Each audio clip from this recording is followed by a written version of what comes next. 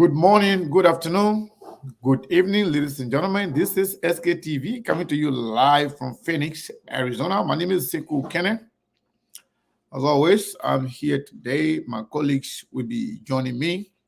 Today, we are discussing the influx of endorsement and the fight for endorsement ahead of the upcoming runoff in the Republic of Liberia. I want to say thank you to each and every one of you for joining SKTV once again. I want to encourage you to share the show.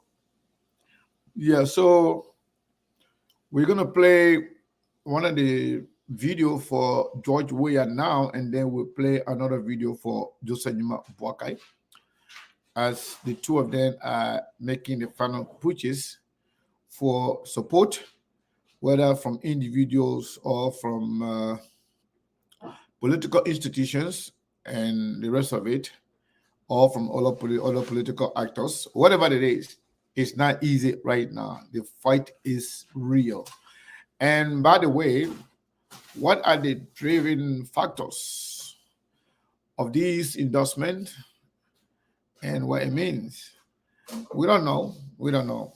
Because we want to know exactly what are some of the motivating factors. What are you supporting somebody? What are you deciding to say, okay, I'm going to support this person? What are the driving factors from those political institutions, those other party that didn't make it to the second round? What are the motivation? What are the motivating factors that are actually driving their decision to support either against the other person? To support George Weah or to support Joseph Boakai. I want to encourage you to share the show. Like I said, we're going to start with Boakai's son today. Joey's son actually, and then we'll play Boakai's son till down the line, probably towards the end or maybe in the middle. But I want to encourage each and every one of you. We are going to be discussing ACO.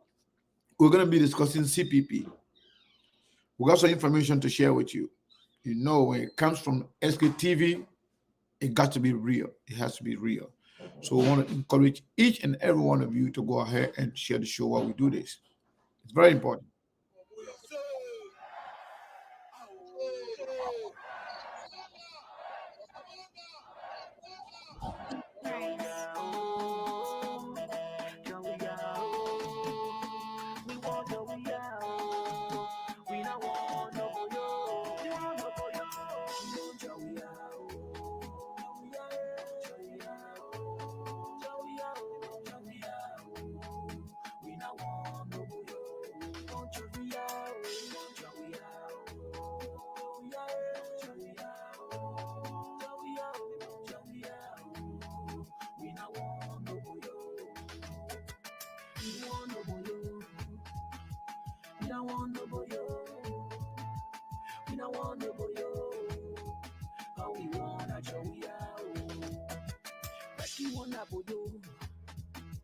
Rescue to the boyo, already na boyo.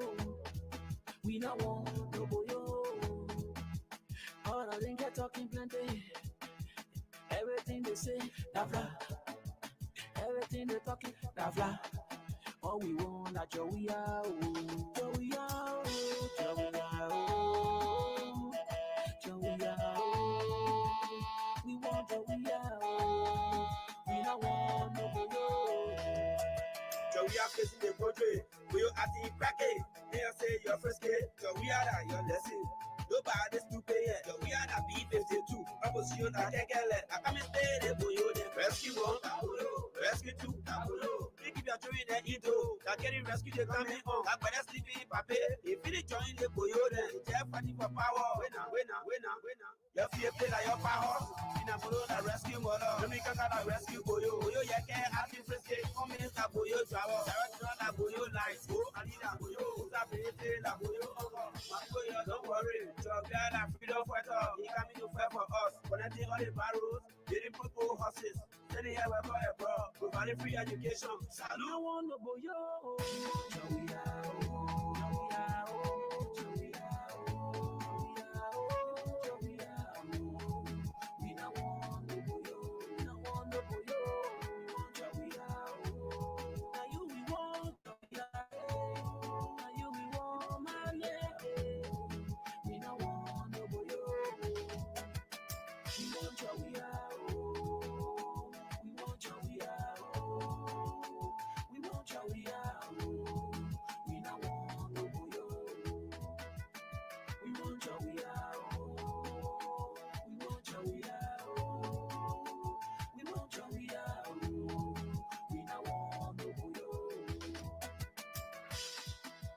so you only can have a sponsor in this song, yeah. I think you're the chicken, going from the background to tell you that we are already with 2026.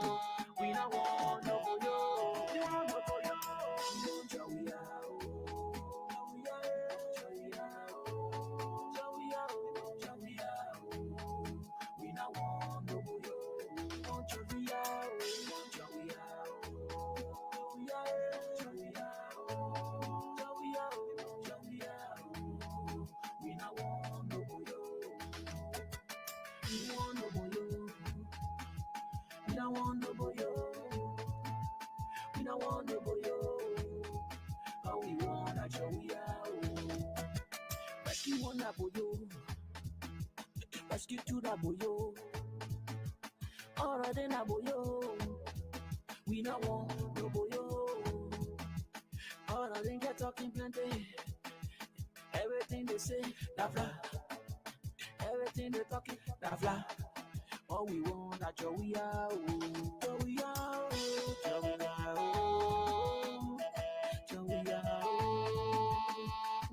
we are. We don't want no boyo.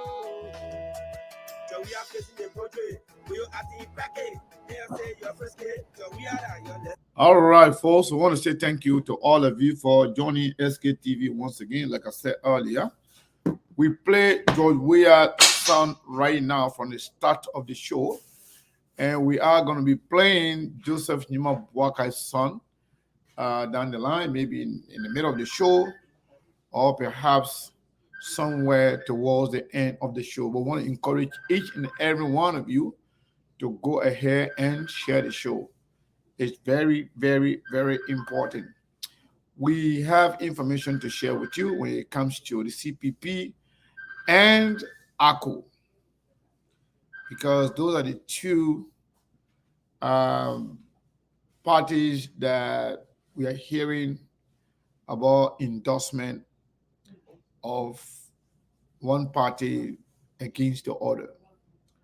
But I want to say thank you to all of you for following SKTV.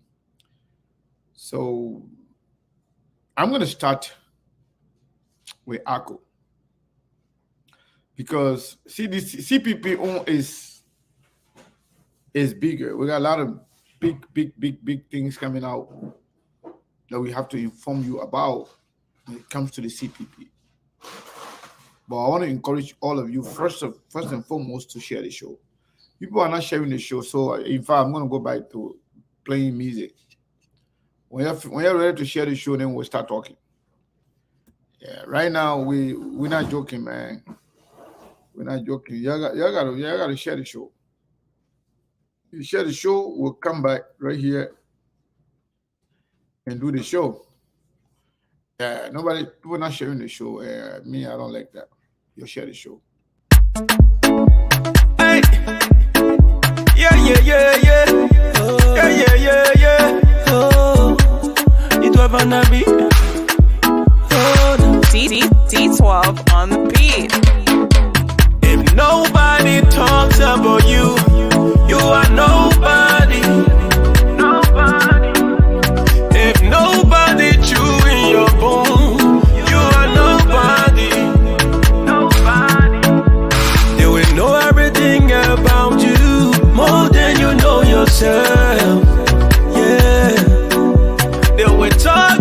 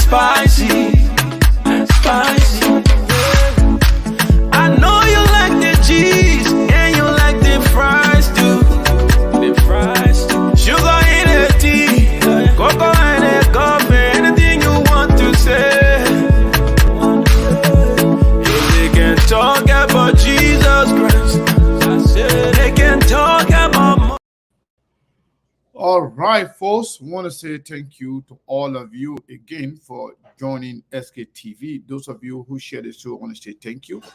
Those of you who are yet to share the show, I want to encourage you to go ahead and share the show.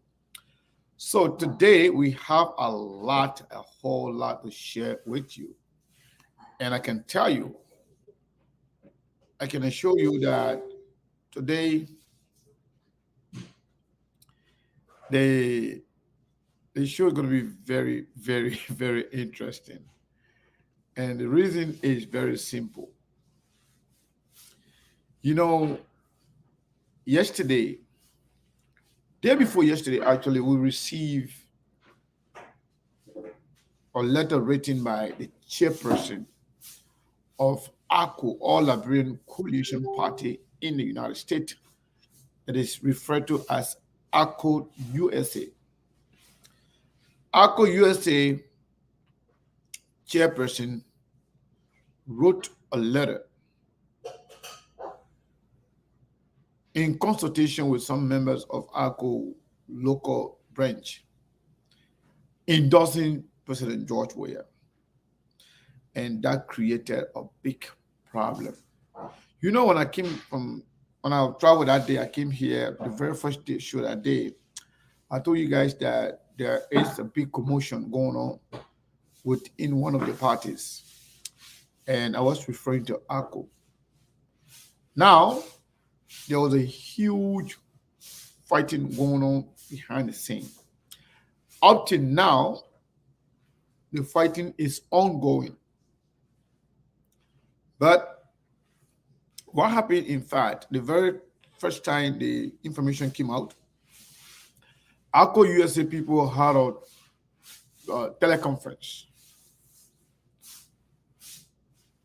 There were a lot of allegations and accusations against each other, pointing fingers at each other. At the end of the day, we were reliably informed that originally some of the leadership within ACO in Liberia had promised President Weah to support him. And the incident that occurred on Somalia Drive, wherein ACO office was somehow vandalized and some of the cars were windshield were broken and stuff. And when that ugly police lady came and insulted all the Madungo people, or believed to be seditious, some people are actually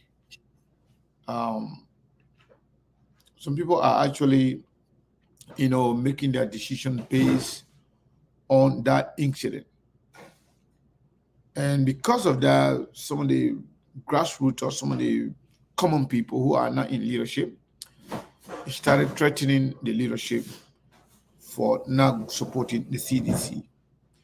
And the allegations made by Stanton Witherspoon were also another way of bullying the leadership. Mr. Alhaji Dusini Kamara is a very quiet guy, easygoing man who actually respects himself. And when Stanton accused him of having a conversation with President Weah about something of $4 million, Stanton then accused him, of trying to sell ACO and this and that. So what they did, that kind of like put the woman in a very difficult situation. So what's going on here as we speak right now? ACO is heavily divided when it comes to who to support in the runoff. It's a fact. In fact, some people are even threatening the very existence of ACO after this election. It seems like majority of the people want ACO to remain neutral, that none of the party represent their interest. So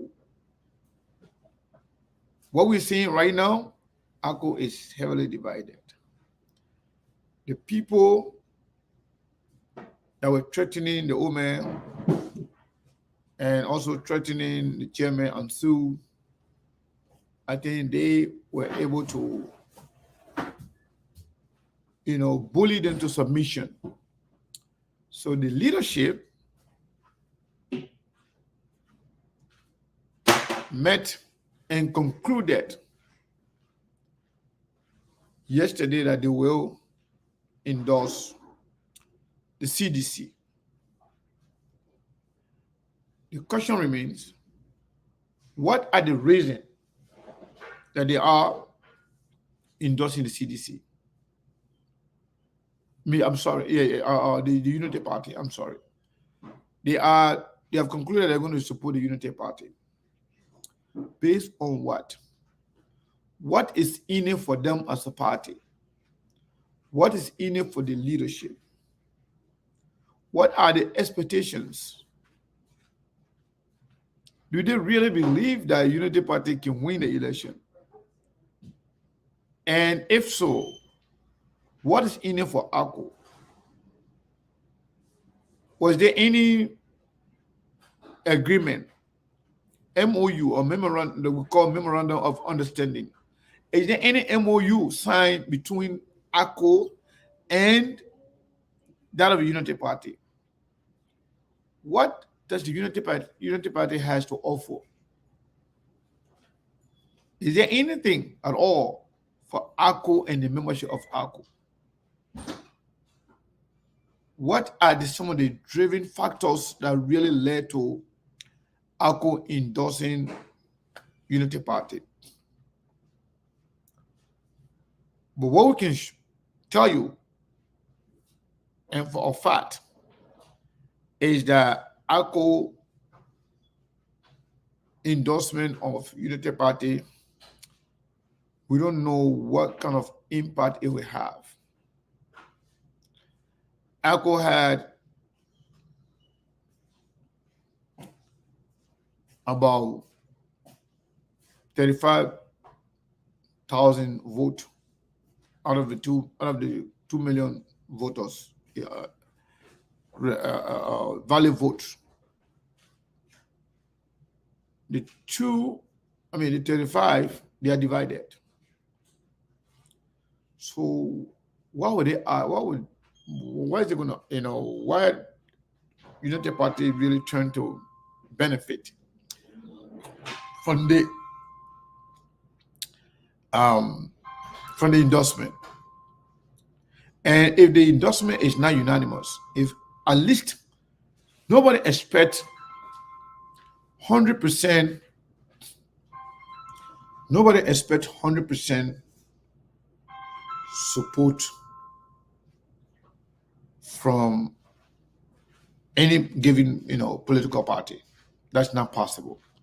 There's no political party that will have 100% support of their partisan. But at least if it's around 70-80%, then you have reason to endorse. You have majority member of your party supporting your decision. That is something that we believe can be meaningful.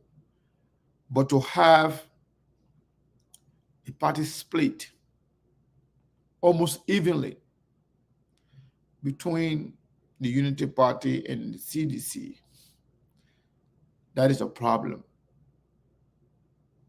And in all this, what ACO really turned to gain?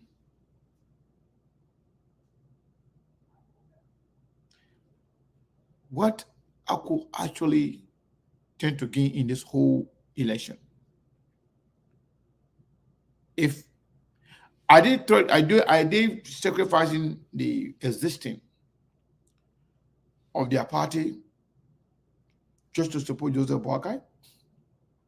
Or is it because ACO did not win any seat or accumulate at least 2% of the total vote, which we automatically disqualify ACO from running again in the next election? Are they trying to merge with the Unity Party? Because if they cannot run on their own again in the next election, because of the fact that they didn't win a seat in the legislature and not even 2% of the total vote. So what are some of the driving factors, and what are some of the ripple effects that we will see very soon, right after the election?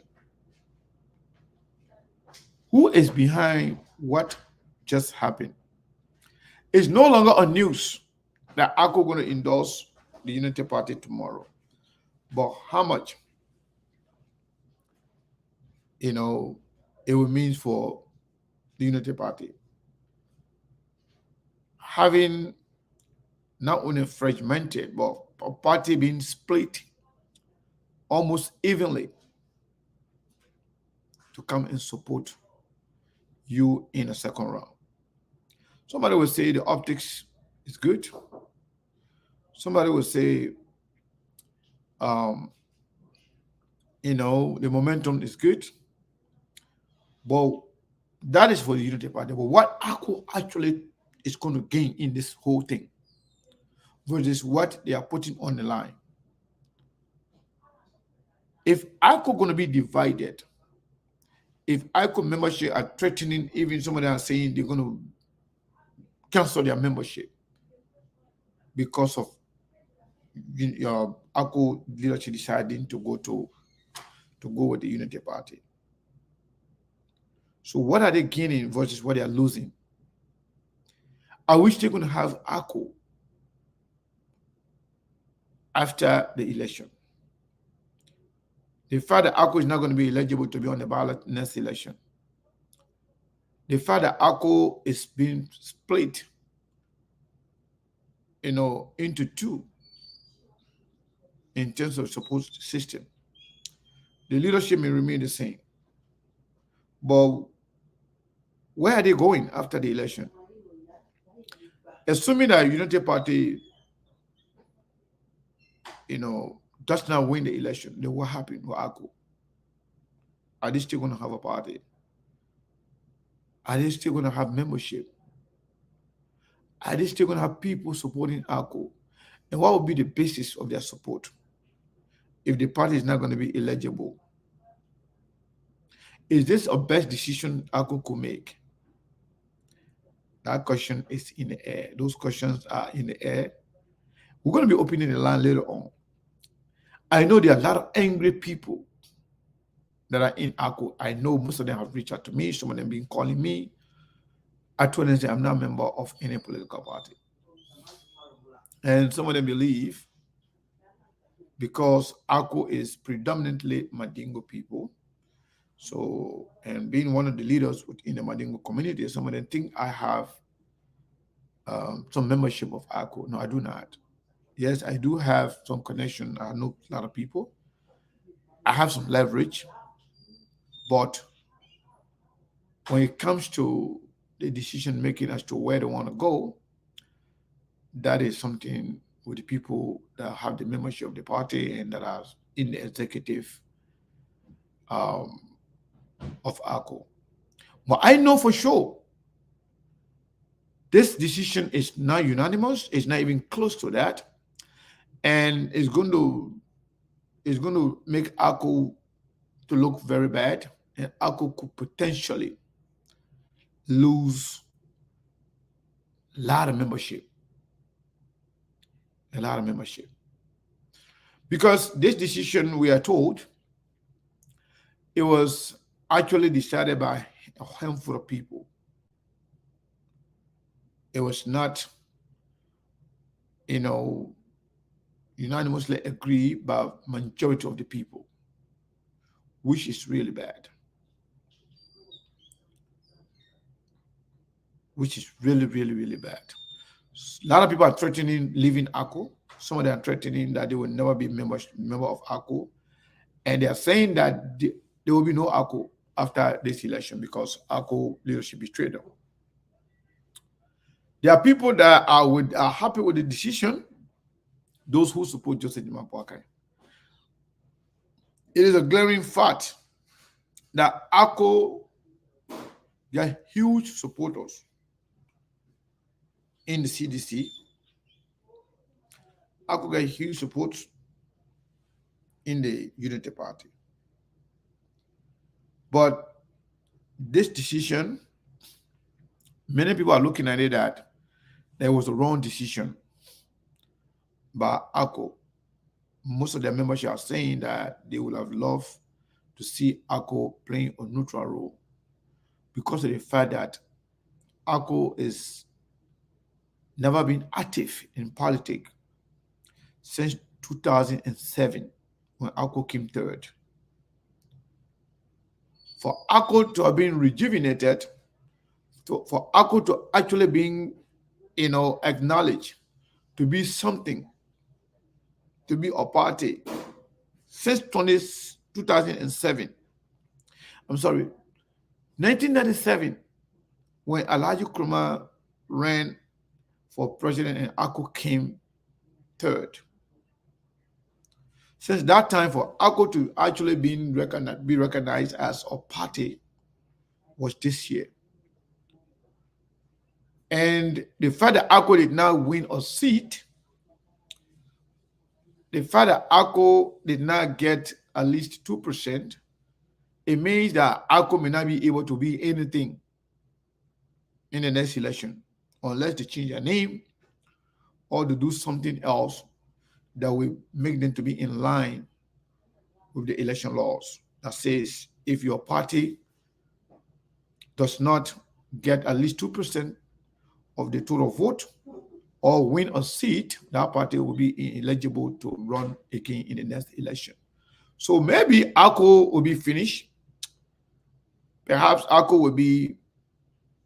will merge with the Unity Party, and those who were in it passionately because of the historicity of ACO, because the way ACO was created and the history behind ACO may lose her relevance if ACO decide to merge with the Unity Party.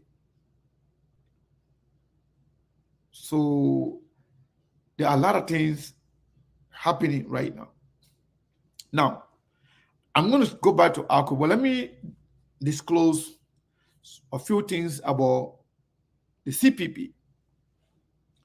So yesterday we were on the show here. While we were here, I received a text message informing us that the CPP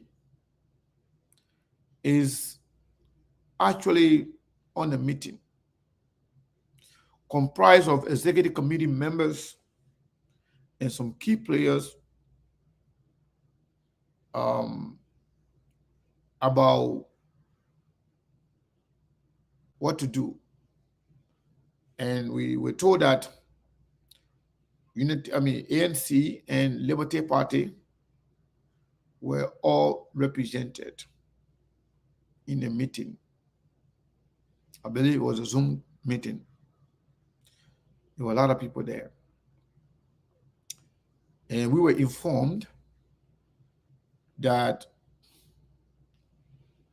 vast majority of the people, almost unanimous, it was unanimous consent. The majority of the people unanimously agree to support one party.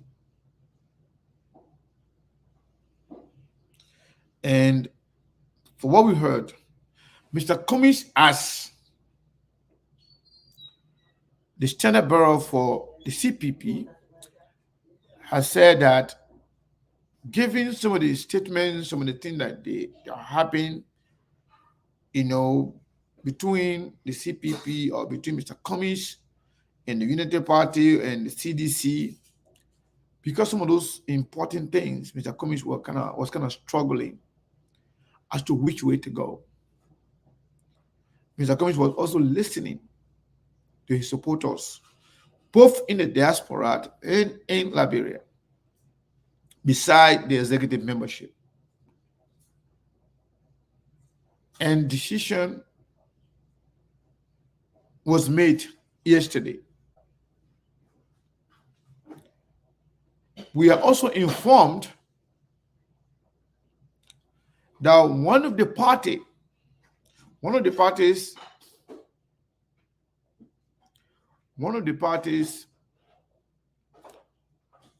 within the runoff have accepted the proposals put forth by Mr. Cummings in the CPP. I hope you're listening, because that's what I said earlier on. What are the driving factors to making the decisions that these parties are making? And if at all any party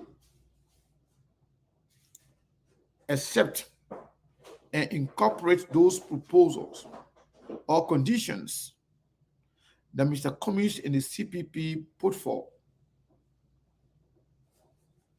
it means that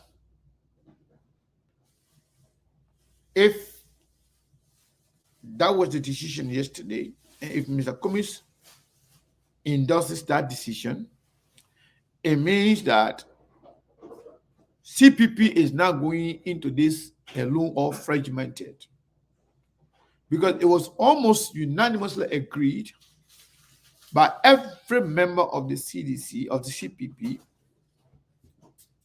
mainly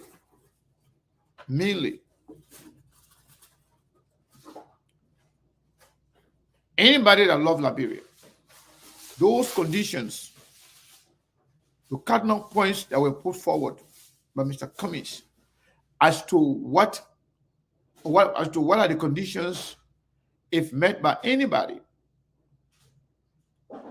the CPP will consider working with that person or endorsing that particular party or candidate in the runoff. The electoral reform to change the way our elections are happening right now. Cheating, all the things that can happen because the way the laws are within the election, within our electoral process. Judicial reform, the way the executive is running is now actually independent. The judicial system is not independent of that from that of the executive. The election, election commission is controlled by the executive. The judiciary is controlled by the executive. So, and the youth empowerment, all those Google things that they put there, including the creation of war and economic crimes court in Liberia. If all those conditions are accepted by any particular party, that means that party will not only get the support of the leadership of the CPP, both ANC and Liberty Party, that party will not only get the support of the membership of the CPP, but also other Liberians who want to see a better Liberia, who may not be of any of the parties, but there's nobody in Liberia that don't want to see the reform of our judicial system. There's nobody in Liberia that don't want to see respect for the rule of law. There's nobody in Liberia that don't want to see some form of youth empowerment, the young people. There's nobody in Liberia that don't want to see a better government. There's nobody in Liberia that don't want to see a respect for the rule of law. So that's why I asked.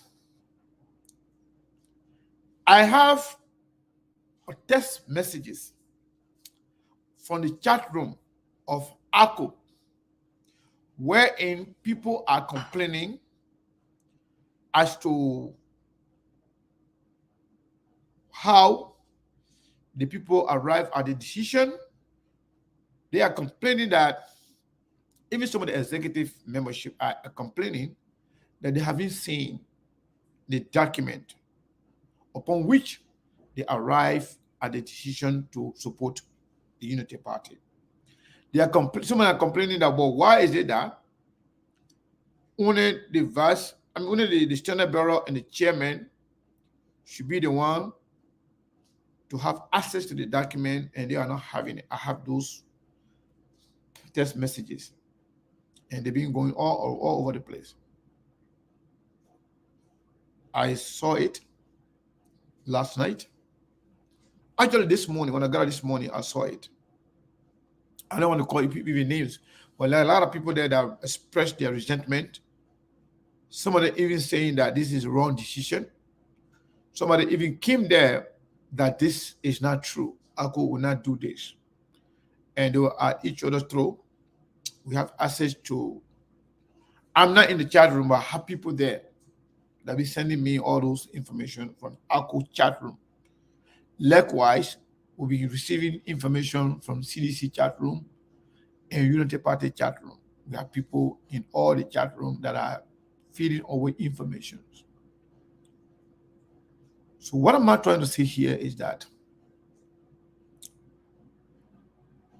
Unity Party, if they receive and they wish they will, ACO support, they're going to receive a fragmented and a divided and a splitted ACO. They're not going to get the support of the people because there's no documentation that actually show anything tangible that will be in the interest of the masses of ACO. There's nothing that will actually galvanize the support of the membership. The fight is real. The fight is going on in the chat room, it's going on everywhere in the communities. Discussions are going on everywhere. And I bet you, by tomorrow, you will hear and see a lot of things. I'm telling you. ACO is not going to support Unity Party as a unified group. They are divided. There is a problem, and people are threatening the existence of ACO after this election for the decision made by few members of the leadership.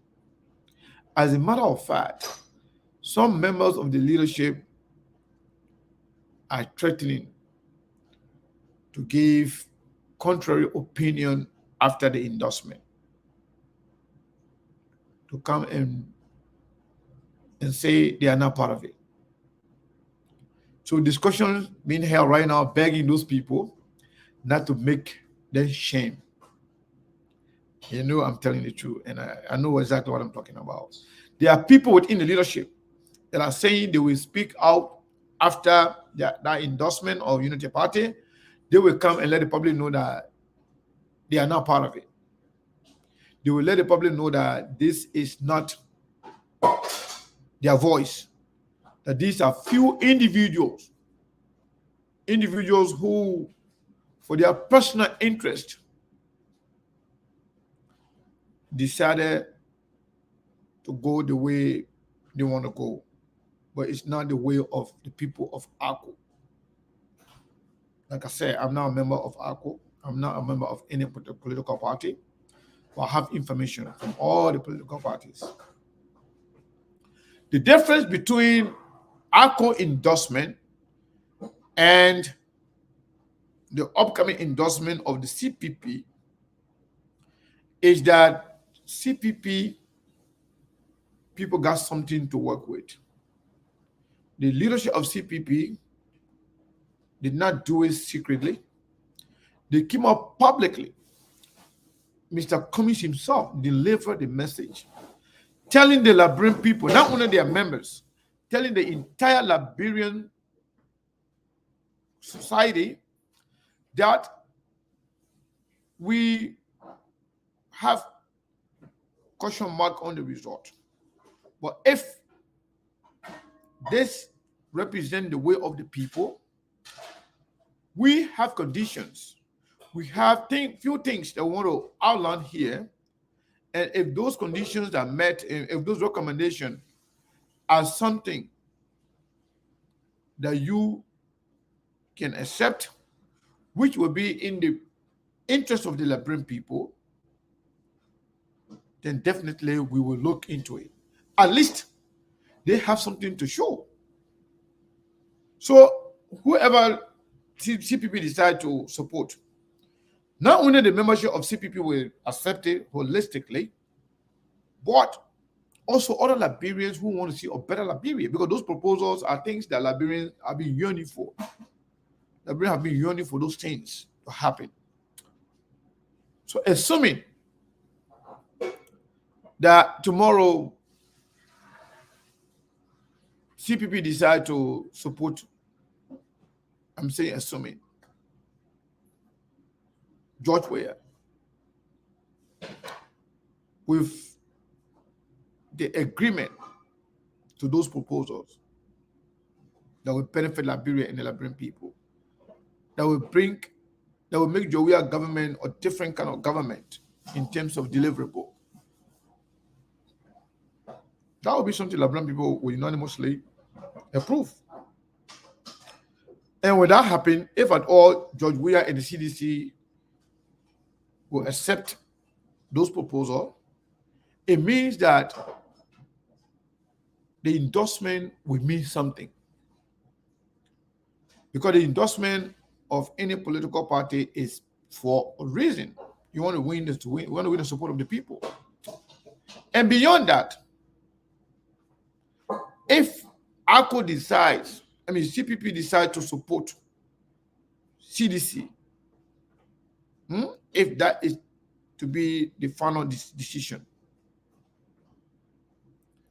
we all know in Liberia, the three major parties, top parties in Liberia are Unity Party, CPP, and the CDC. It will mean that if at all CPP goes with the CDC, it means that three of the two are one side. It's like there will be like a two versus one. All of them, they know very well the numbers govern does not represent the will of the people. And if the CPP and the CDC go together, that means that will cancel out any other endorsement that Unity Party will have. Because they know very well CPP, CDC, and Unity Party are the three top parties in Liberia. So if you are a supporter of the CPP and your qualm was for Mr. Commish not to support either one of them, if you think Mr. Commish should support any of them that will support or that will agree with those things, with those policies, because if you're supporting Commish, you are supporting Commish to somehow do few things, and those things are things that have been, put forward for any other party to accept. So assuming that if CDC accept those conditions, what reason will you have for not supporting the CDC? If at all, CPP decide to go with the CDC. For all indication, the fact that there was some resentment, some rejection from the rescue train that Bwaka should not have met with Mr. Cummings. That is a clear indication that they are not in a position to accept anything coming from Mr. Cummings. So in this case, it seems like CPP will end up supporting the CDC. I'm not confirming anything, but I'm just telling you that's how it seems like, because if Unity Party can have problem with things that will change the country for the better, if Unity Party people can have problem with things that could change the dynamics of our politics: electoral reform, justice, reforming our justice system, youth empowerment, upholding the rule of law, things that will make Liberia like any other developed or developing countries around the world. If CDC can accept those things and then UP can reject those things, it will mean that Liberian people will hugely gravitate towards the CDC. President Monk, welcome. What's up, And Shiko? Mohamed, I want to say thank you for joining the conversation. I'm I'm kind of a little bit excited, given whatever going on right now in the political arena. I'm asking you, if ACO is going with Unity Party fragmented, splitted, and if CPP decides to go with the Unity Party, and with a unified voice, because many people on the CPP are saying, if any party accept all those things, it will be like we are accepting the will of the people of the CPP, because those were the things, those are the cardinal points that Mr. Cummings has in his platform as policy prescriptions to changing the life of the Liberian people. Assuming the CPP go with CDC and ACO is now split and going with the Unity Party, who will really benefit in terms of getting the support of their people? I'm not trying to downplay the ACOB in these elections, but we all know in a free and fair and all democratic process, the CPP is the most sought after political party because both sides understand the CPP strength, but they love to downplay the CPP strength in the public because they want this thing to be a competition. Like I said, in Liberia, we don't aspire to greatness. We go to the race to the bottom. That you should pick between the two worst or the lesser of two evil. That's just why it is. Even if ACOP was going to endorse one of the two in a unanimous effort, going as a group without being fragmented, every side in that race needs the CPP. That's why I keep telling you, their action. When you're doing engineering, they get something they call reverse engineering. Sometimes when you try something linear, it doesn't work. You got to go back in reverse and do it from the opposite. That's just why it is. I told you, if they are going to pursue Mr. Cummings, then it means that they are invalidating the election because nobody needs a 1% when you are stuck at 43% between both parties. It's just simple mathematical principle, right? You need 50% plus one to win, and the guy who's supposed to be the 10th most formidable candidate is stuck with 1%. Who's going to go after someone with 1%? Because he's irrelevant to the process. So going after him is useless. But in the case of Mr. Cummings, he's the only 1%er in the war politics that is being sought after in round two in any election. This is my first time saying this, but unfortunately, there's Liberia. Everything in Liberia is totally contrary to the rest of the world. So, like I told people, when Mr. Cummings came out with those bullet print, I was trying to question his decision making in terms of speed, but you don't make smart decision in a hurry. You got to think, you got to analyze, you got to weigh the options of your supporters. You need to watch the political dynamics. That's why I keep telling you, Mr. Cummings' problem is not decision. It's just about which side he want to play. If he want to be a full-blown politician or if he want to be Mother Teresa in politics. That has always been his problem, even from the days of the CPP. My brother, if you want to play politics, you got to be dirty because there will always be a price to pay. Yeah. Every decision you make in politics, there is a price to pay. But there are some prices that are less, and there are some prices that are more. Our people has proven that they are not ready for that country to make progress. I tell folks all the time, forget the presidential election. Look at the people that are coming back to power.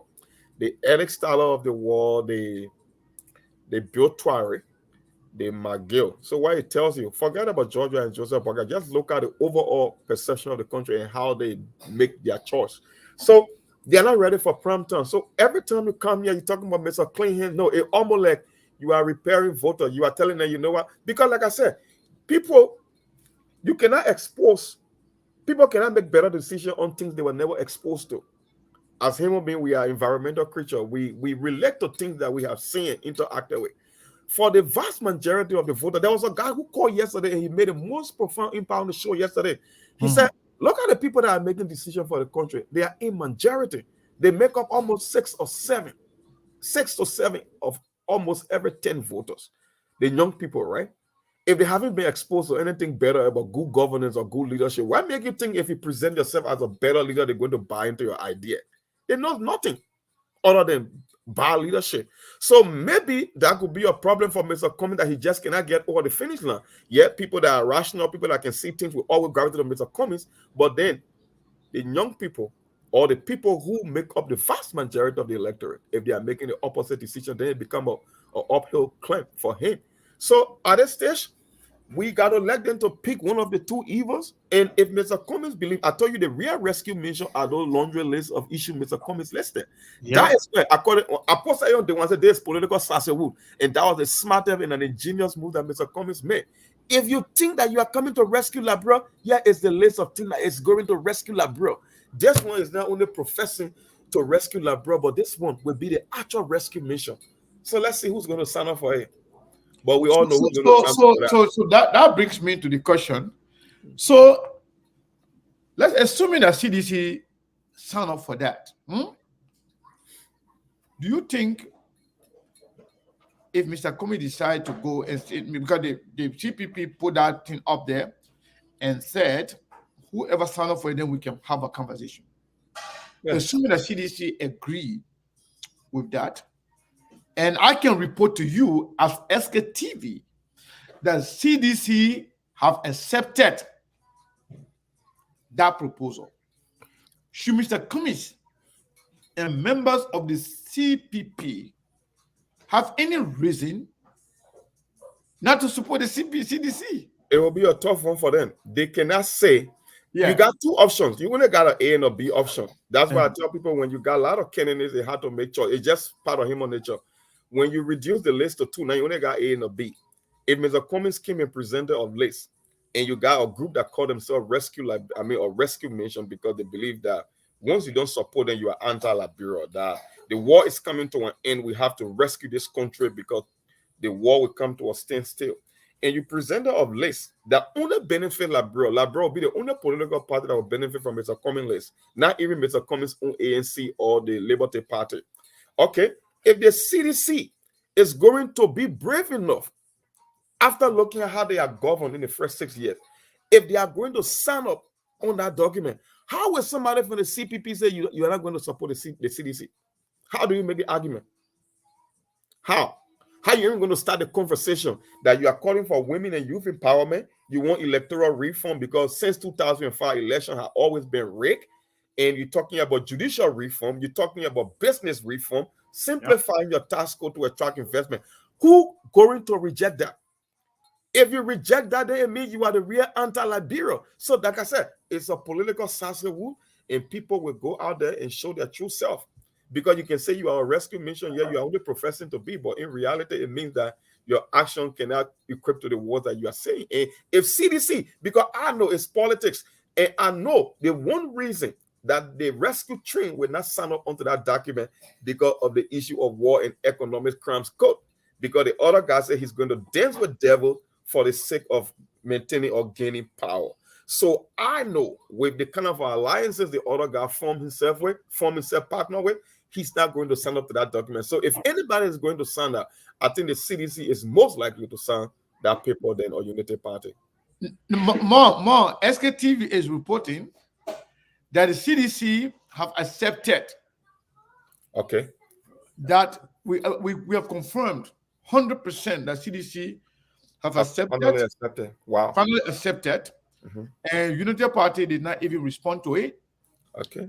And my question to you now is that should Liberian people, because even those who have problem with Mr. Cummings taking a side, they were like, well, if CDC or anybody can sign up today, then that person really mean business.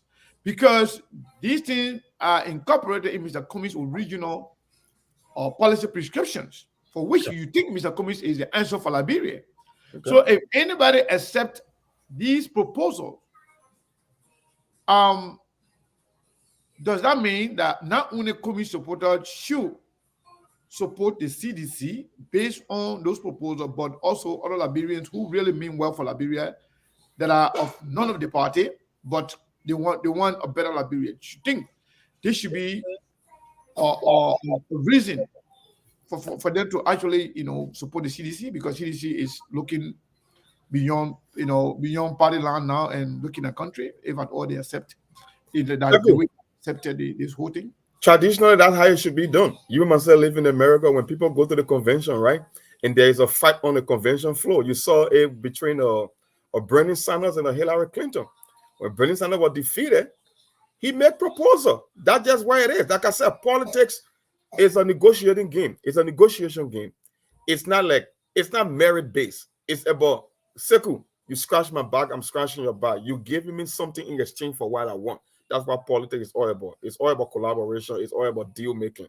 Okay, just like I said, you look at the case between Hillary Clinton and Bernie Sanders. Even though he was robbed of the nomination, but at the end of the day, he had a major say in the platform because they had to integrate some of his policy into Hillary Clinton politics. That's just why it is. So if anybody, if the CDC is going to hop on that document and sign it, and I know Mr. Comey, he ain't no fool to say just because you accept it, we're going to know. I know he will put some clause for implementation, because you're not just signing onto this, my brother, you're going to implement it. You're going to be part. I know he will involve the international As a community.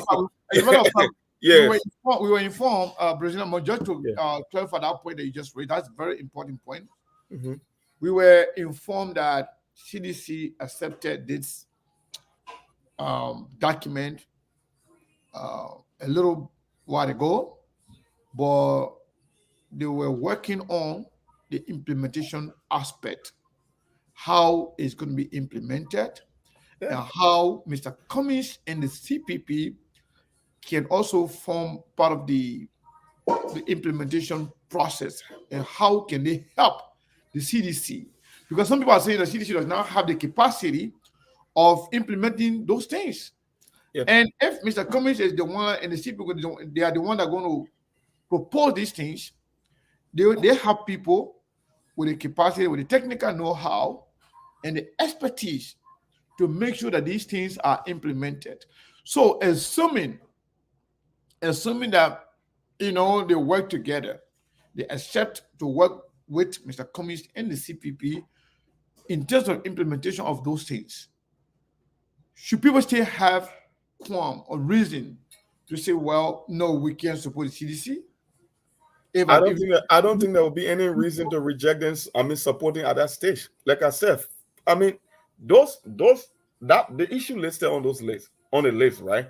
It was the real litmus test for both sides. That is, if you are voting in favor of Liberia rather than a political party, because some people are so stuck to political party, and we don't even vote on ideology when it comes to political party. Most of the time, political party are built on individual. Once that individual is gone, that's the end of that political party. I don't know about NDP or NMO. Samuel Doe is gone. Charles Taylor is gone. So when people are that, if to say they are married to a political party, like, what are you talking about? We only follow individual. You don't have political institution. You don't have fundamental differences in policies. So why you keep talking about political party? It's all about the country. So if anybody is in the best interest of the country and you are a CPP supporter, if the CPP is going to, if the CDC is telling you that they are not only signing that document, but they are committed to the implementation, even going as far as integrating the CPP in implementing that particular list, then how can you say no? It means Georgia can play hard boss. That's just what it means. So, like I said, when the COP were formed during the protest, that's why I told people, I said, Georgia presidency will be in a much better position if he had accepted the proposal that the COP made to him, but he didn't see it that way. He thought it was a political move, but everything, if you read this, the COP framework, that particular 14 bullet points that were proposed to Georgia, it were all meant to help him become a better president. But he didn't see it that way. I knew the guy like, oh, we should listen to picking, and what no man can tell how to run the government. We already won the election, and guess what he found himself in today? This thing would have been a full-blown conclusion if he had implemented, and maybe is Mr. Cummings giving him a second chance to rescue his first 6 years. Like I said, the list of things Mr. Cummings presented, that's the real rescue mission. That is if you are in favor of Liberia. But if you are in favor of a political leader or a political party, then it's something else. But for some of us who want the best for that country, if CDC will play hardball to say, despite what happened in the first 6 years, all our flaws and our missteps, we are willing to sign on this document. And not only signing on the document, we will implement it. Come on, my brother. Who am I to say no? Why am I saying no to? That will be a tough thing for the people that even say the one for Mr. Cummings to play neutrality. Then you have to pick a side. Because literally, if you reject the CDC for taking the poster, then it means you never supported Mr. Cummings. That's the easiest translation I can give you. Then it means you're now a real believer in Mr. Cummings. Because if you are going to reject everything Mr. Cummings stands for, then how can you make the case that you are his supporter in the first place? So what about those who are making the argument that at this point, CDC can take anything or CDC can accept anything because they want the support, they want the vote. So what can we say about the United Party rejecting the proposal? So that means United Party don't want to win or what? Yeah, that's a lazy argument. It's an either or argument. I don't know how you can even make sense of that. Yeah, CDC will always want to maintain power. They are the one in power. They are the one that stand a better chance of implementing that particular laundry list, like I always call it. But like I said, it's not only about signing. You know, one of my homeboy called me like, man, I don't trust those guys. They can just sign up to that document. I asked him, I said, you think Mr. Cummings is a fool, right? You think Cummings got to where he got in line because of mistake or by some accident? You think he's just going to present a document, somebody can just kind of play a game and be like, you know what, I can sign it, I want to implement it? No, it's way bigger than just signing it. He will be more focused on implementing than signing because he understands the political risks that if Georgia fails to implement those issues that he listed, and he's going to inherit all of Georgia's problem. You think he's going to put his life on the line to save Georgia when he know that himself is on the chopping block? He would be more interested in the implementation than even signing up to the list. So the list might be the optics that what everybody's seeing in the front, but I know in the back end, they're going to be working on modality to see it coming to fruition. And that's just what's going to happen. He's not just going to give them a list. I know he will involve the international community, the U.S. embassy, everybody will be involved, will be getting a copy step by step. Everything will be jotted down and people will make their choice. Like I said. Yeah, speaking of international community, I was informed that during the conversation between Mr. Cummings and President Weah, the international community was mentioned. The international community was mentioned, and what Mr. Cummings was asked, I'm going to say this, man, that knowing that they know the power and strength of Mr. Cummings when it comes to the international community, specifically, in this case, the United States of America, that Mr. Cummings was asked to help. President Weah asked Mr. Cummings to help with the United States connection, especially with the Congress, the United States Congress. That Mr. Cummings was asked because up to now, some citizens still believe that Mr. Cummings was the one behind the sanction that was put on the Liberian government officials. Mm-hmm. So the President Weah asked Mr. Cummings that they should work together and Mr. Cummings should play a major role in strengthening their relationship with the United States. So you think with all of those things, I'm giving you, remember I told you guys the last time that I got a lot of information up to what really we won't be doing replay here because people don't pay attention, but everything you be saying, we be saying, that's it. Yeah, so we were told that Mr. Cummings was asked by President Weah to help them strengthen their relationship with the United States, especially the Congress. And most of the decision from the United States here emanates from the Congress. So, if at all that information is accurate, which I believe is, because I get it from Hassan's mouth, and you think President Weah can renege on the promises or conditions that they're going to sign up for, knowing the fact that there will be some ripple effect if he does? There will always be a ripple effect, most especially based on how you govern the first 6 years. And it would just validate Mr. Cummings' stand on this whole thing of laundry list, right?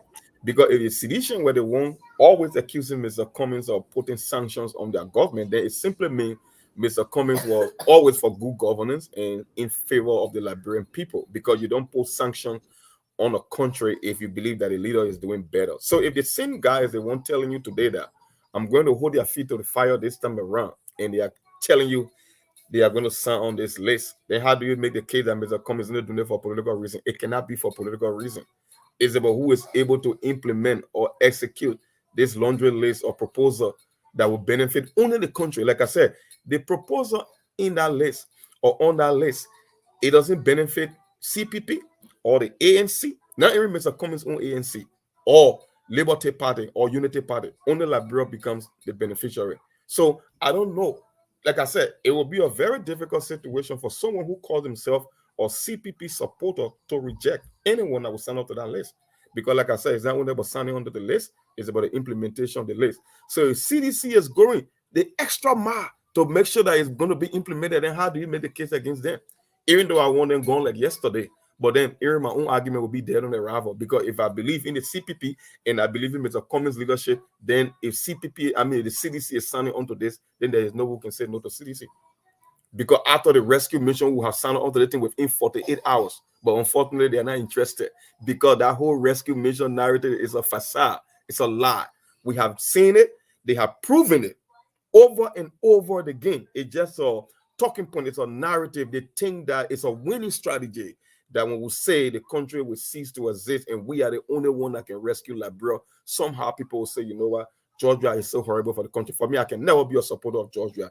Even when some of them were running around with their emotions in supporting Georgia, I said, no, Georgia is the reincarnation of Samuel Doe. I understand how difficult it is to run a country. And we are yet, we are where we are today because the same people that telling us now how to vote are like, no, you don't have that more authority again to tell how to vote. Yeah, because you don't even have a better decision-making process. So you pick it less. I mean, you got two evils, you will go the lesser of two evil. And that's why they always say the lesser of two evil days why you want it. So Absolutely. Georgia, Absolutely. yeah. Mariama Balde, you say you want to come on the show. All you need to do, send out a message. Send me a message on SKTV. Says I want send me the link. You have our numbers. You have both numbers. Send message, WhatsApp message, or a message to any of the numbers, or to Messenger. Then we will send you the link. We welcome everybody's opinion here. So, Monk, my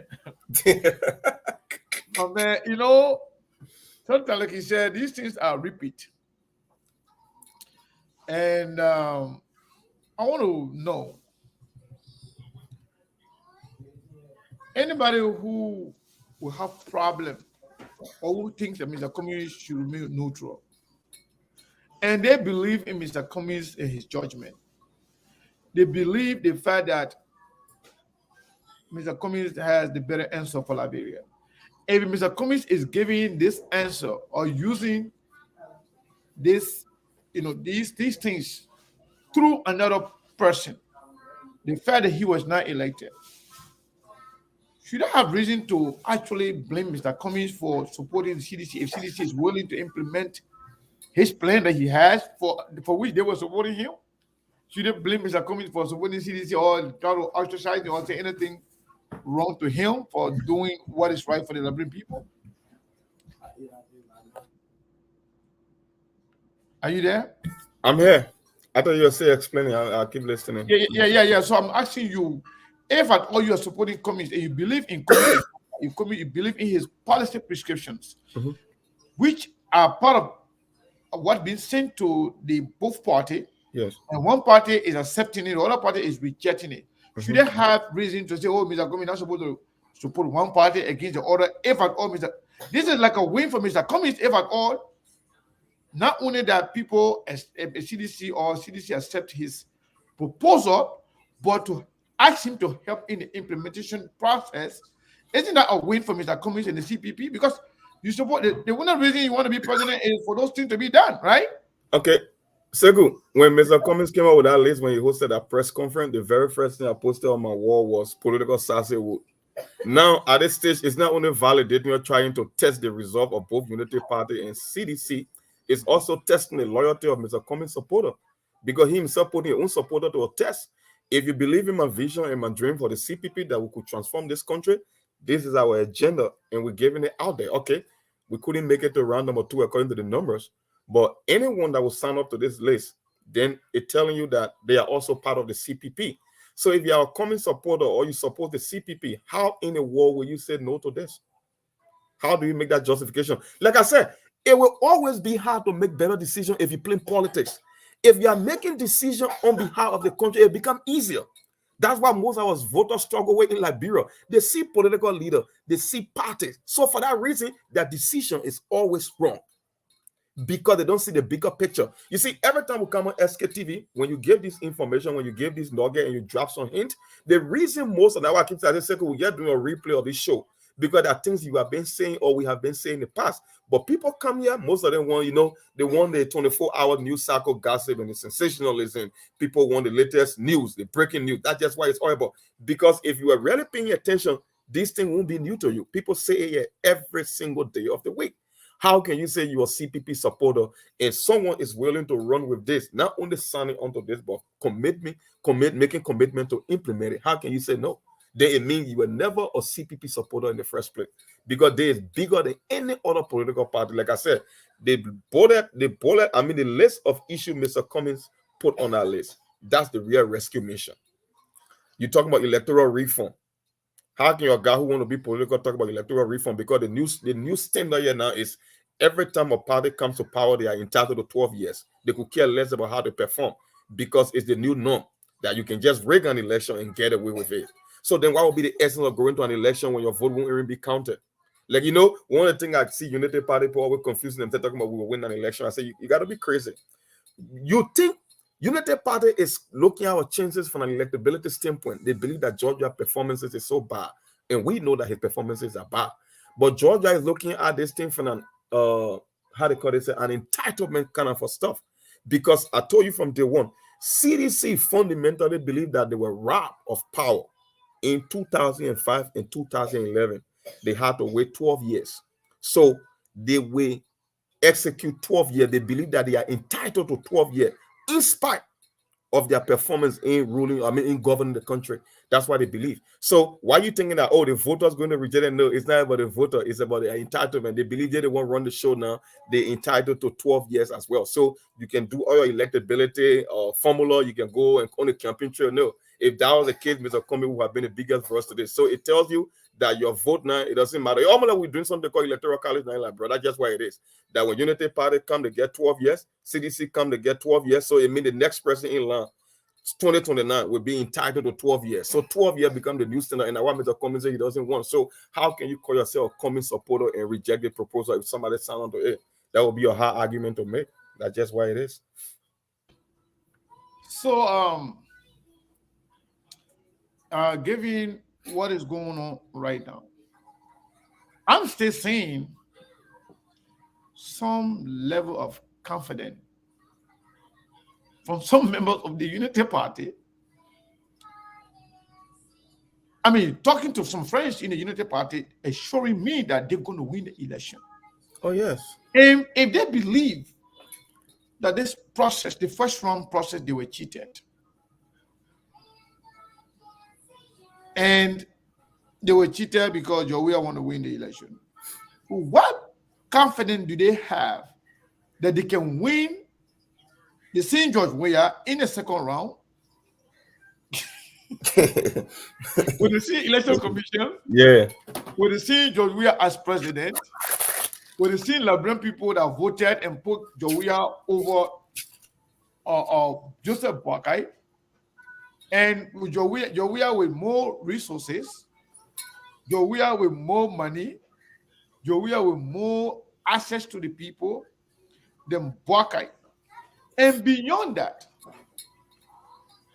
where in the world that somebody can have so much confidence in an election that you felt or that you think you will actually cheated in the first round, but thinking that you will not be cheated in the second round? What are the reliance? What do they depend on?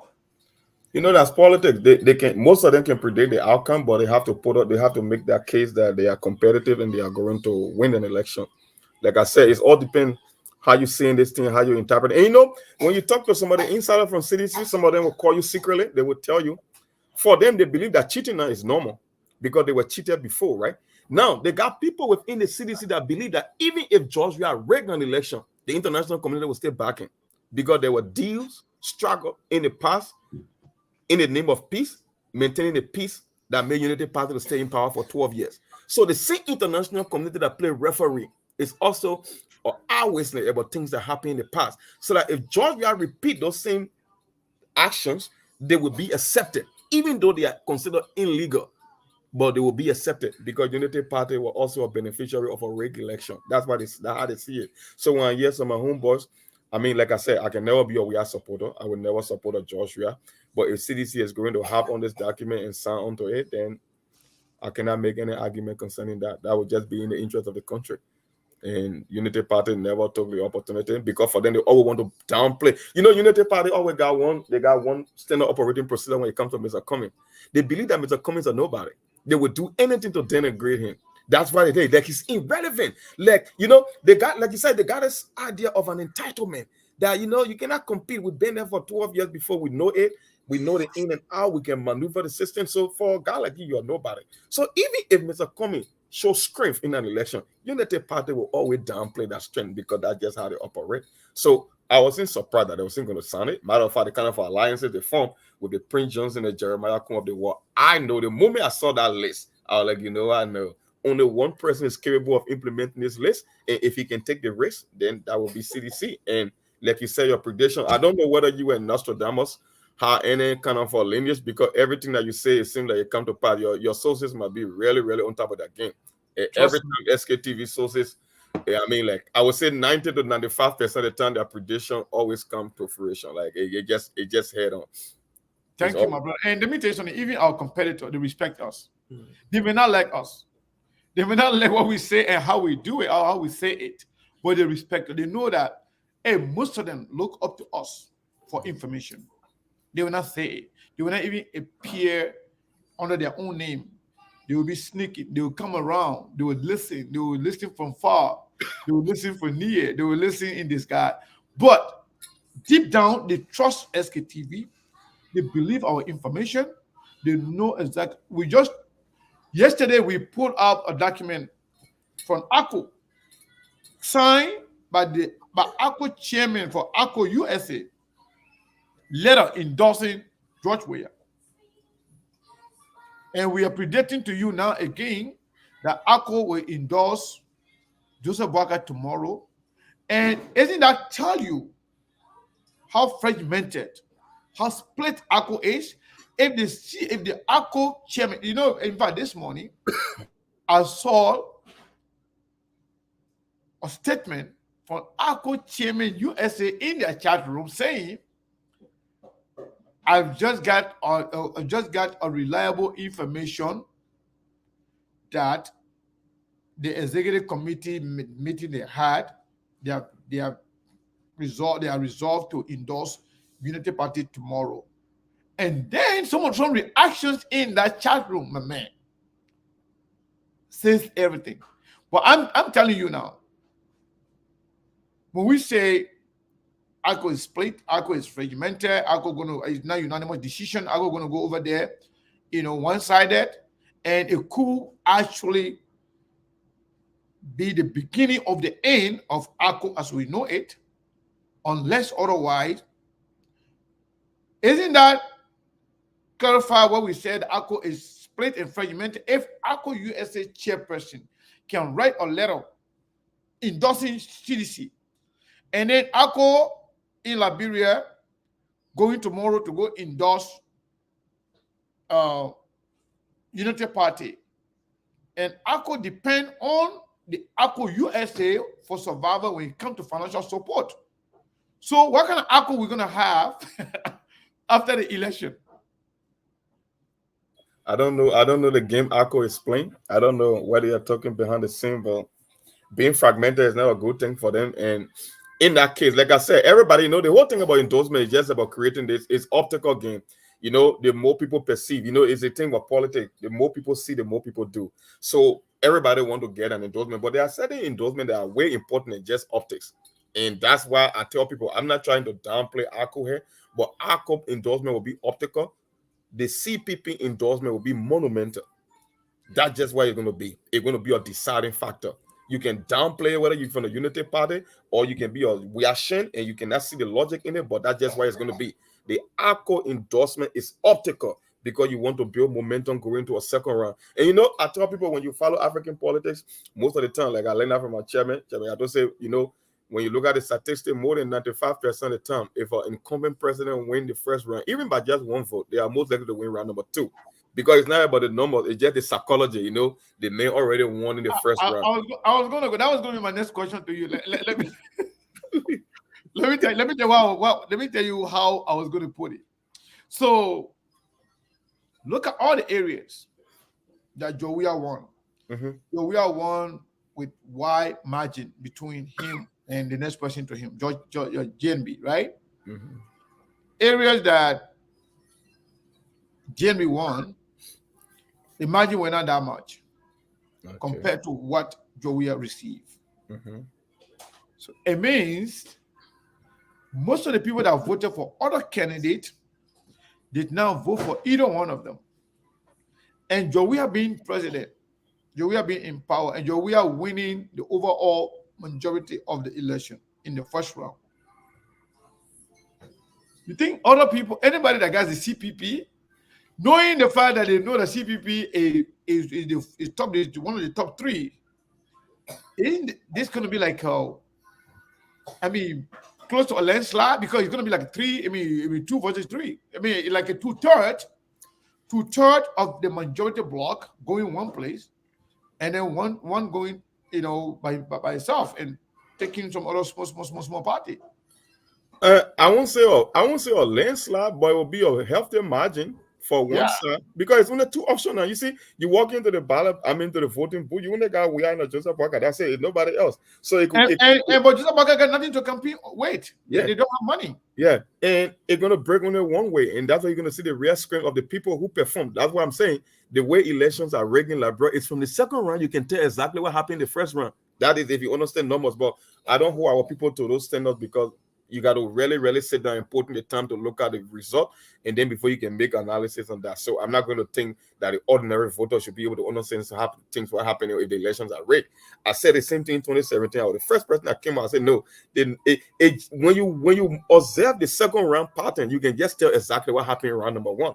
That's why I told people, I said Mr. Cummings and Bronsky overperformed than what the numbers show in 2017, because in round number 2, the result that we saw, it means that George Weah consolidated almost 92% of the people that endorsed him, while Joseph Parker fell short when he got 28% in round number 1. That was illogical. So we knew that the only 2 candidates that performed much better than what the number says was Liberty Party, Charles Bronsky, and Alexander Cummings. He never got 7%. We can never accept that. It's the same thing you were getting around number 2. We're telling you that these elections are rigged, and when the elections are rigged, only Georgia can be the winner. But you saying you are going to beat Georgia in a rigged election? Okay, brother, we accept the challenge. We will see the numbers from round number 2, and we will tell you exactly what happened in round number 1. That's where you will know the importance of all the other political leaders or all the other parties in this election, and that's just why it is. It will be the repeat of 2017. Like I said, I always get a casino analogy.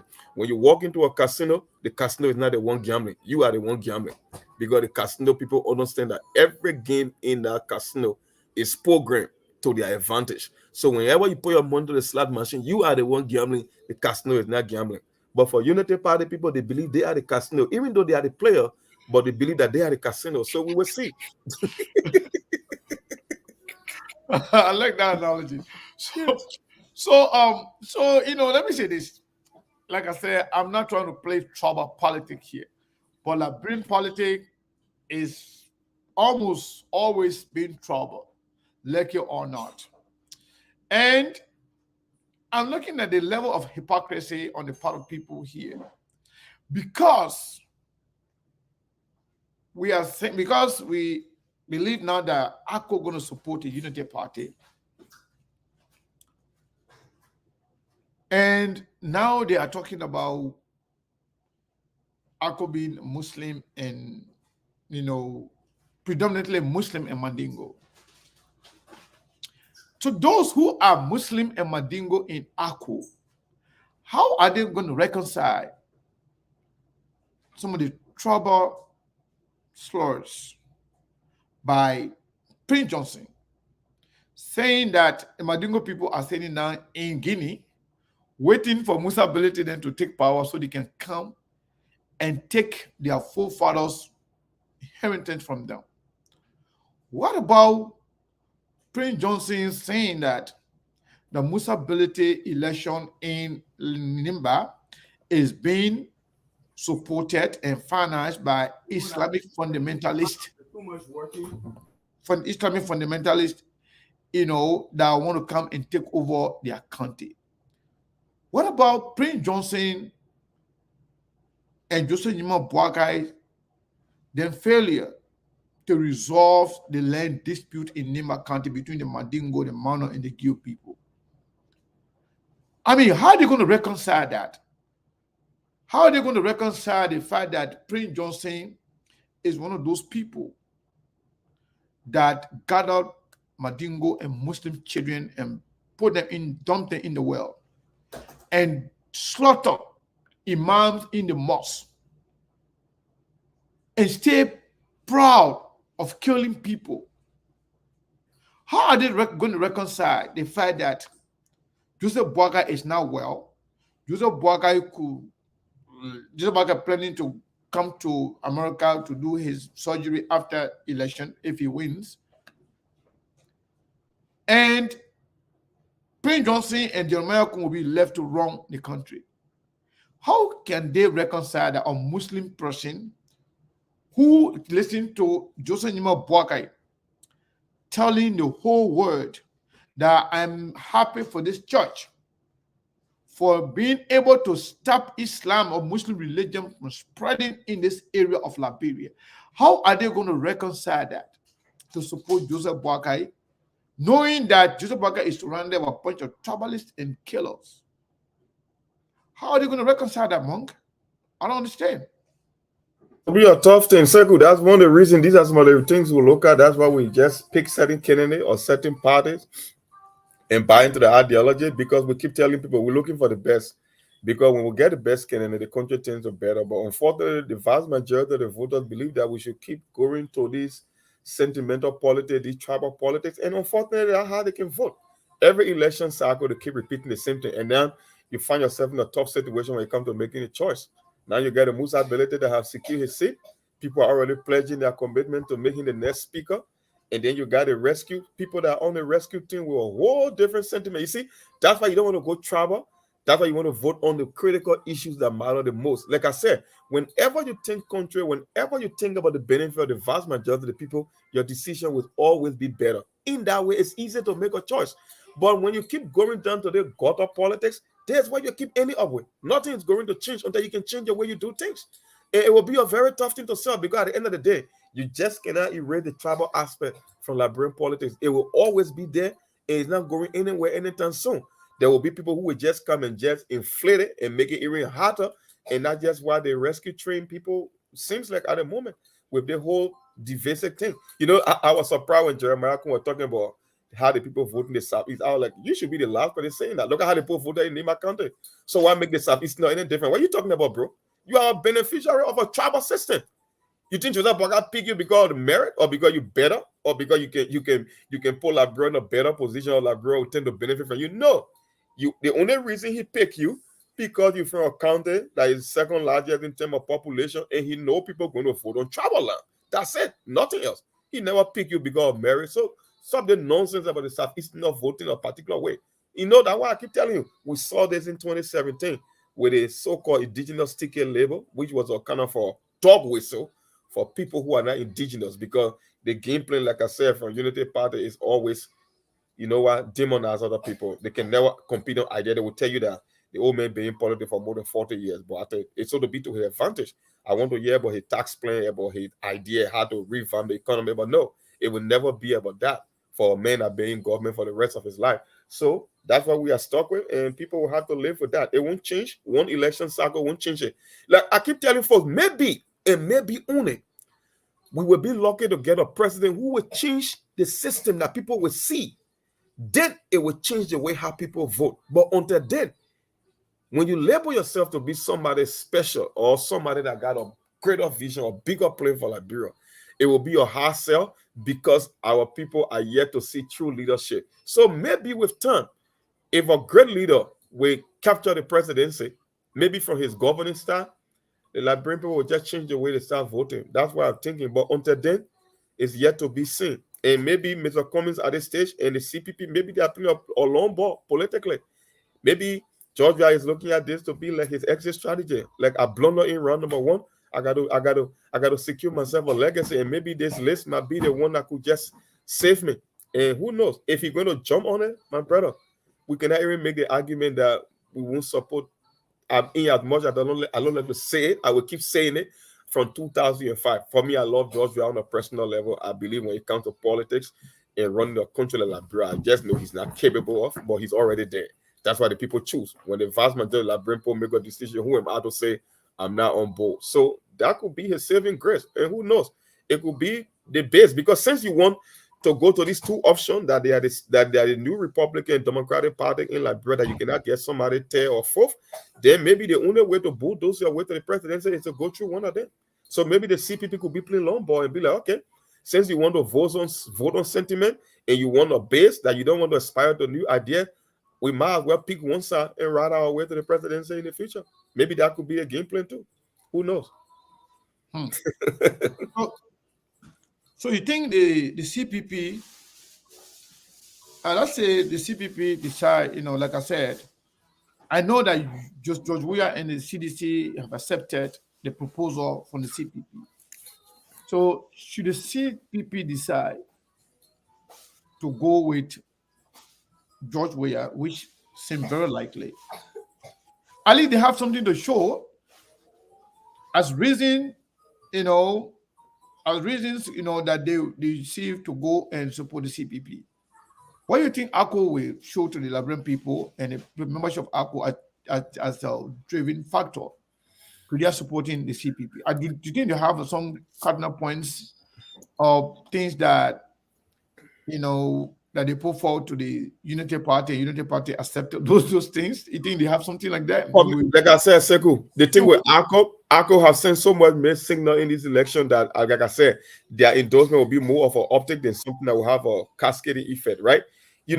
When Mr. Cummings talked about the election being rigged and irregularity, they were one of those two that show sign of being on board with the Clarence model. But yeah, I've been monitoring the ACO leadership and they've been subscribing to that same notion. So for them to say that they were in favor of the Liberian people and that the CPP make this kind of a recommendation that the ACO will not be on board, like I said, it's Liberian politics. That's just what they all aspire to do. And that's why they keep doing. So I don't know how they will reject it. They will be sending mixed signal to their own supporters. So if you even was to gather the ACO endorsement, I don't think you will get a full endorsement of the party because the leader themselves, they seem not to be, they are not stable in their decision making and they keep sending mixed messages to the voter. And a lot of political institutions made the same mistake. They keep sending mixed messages to their supporter. So on election day, you end up confusing your own supporter. They're like, side we on? One day you are like your opposition, another day you are like you side with the ruling party. We saw it within the same thing with the CPP. Mixed messages. You get a Jeremiah Kun that defeated or CPP can a few months later, the next thing you know, he on the rescue train. How will the average kid in Liberia separate the ruling party from the opposition? It make it tough. So that, but that's just why it is. For them, they think it's about transactional game and they can do anything to get what they want. But unfortunately, people out there watching you as well, the regular people, the common man out there, the one who you believe that he's not too sophisticated. I tell people, when you want to be a genius, make things simple. When you can make things simple for people, life becomes much easier. They're able to walk into a voting booth and pick a candidate. You don't keep confusing them all the time. That's what ARCOB is doing right now. I don't know how there are people in the bag is negotiating. I really don't know. I can't understand how. Yes. So somebody asked me, I think the customer king say they have a different perspective. They want to chip in. Send a link. like the lady Mariama Balde, whatever the name was, I think it was Balde, but I don't know, I forgot the first name. If you want to come on, all you need to do is send a message in my inbox. I will definitely send you the link. So somebody asked, what about Clarence Monuba, Dr. Clarence Monuba?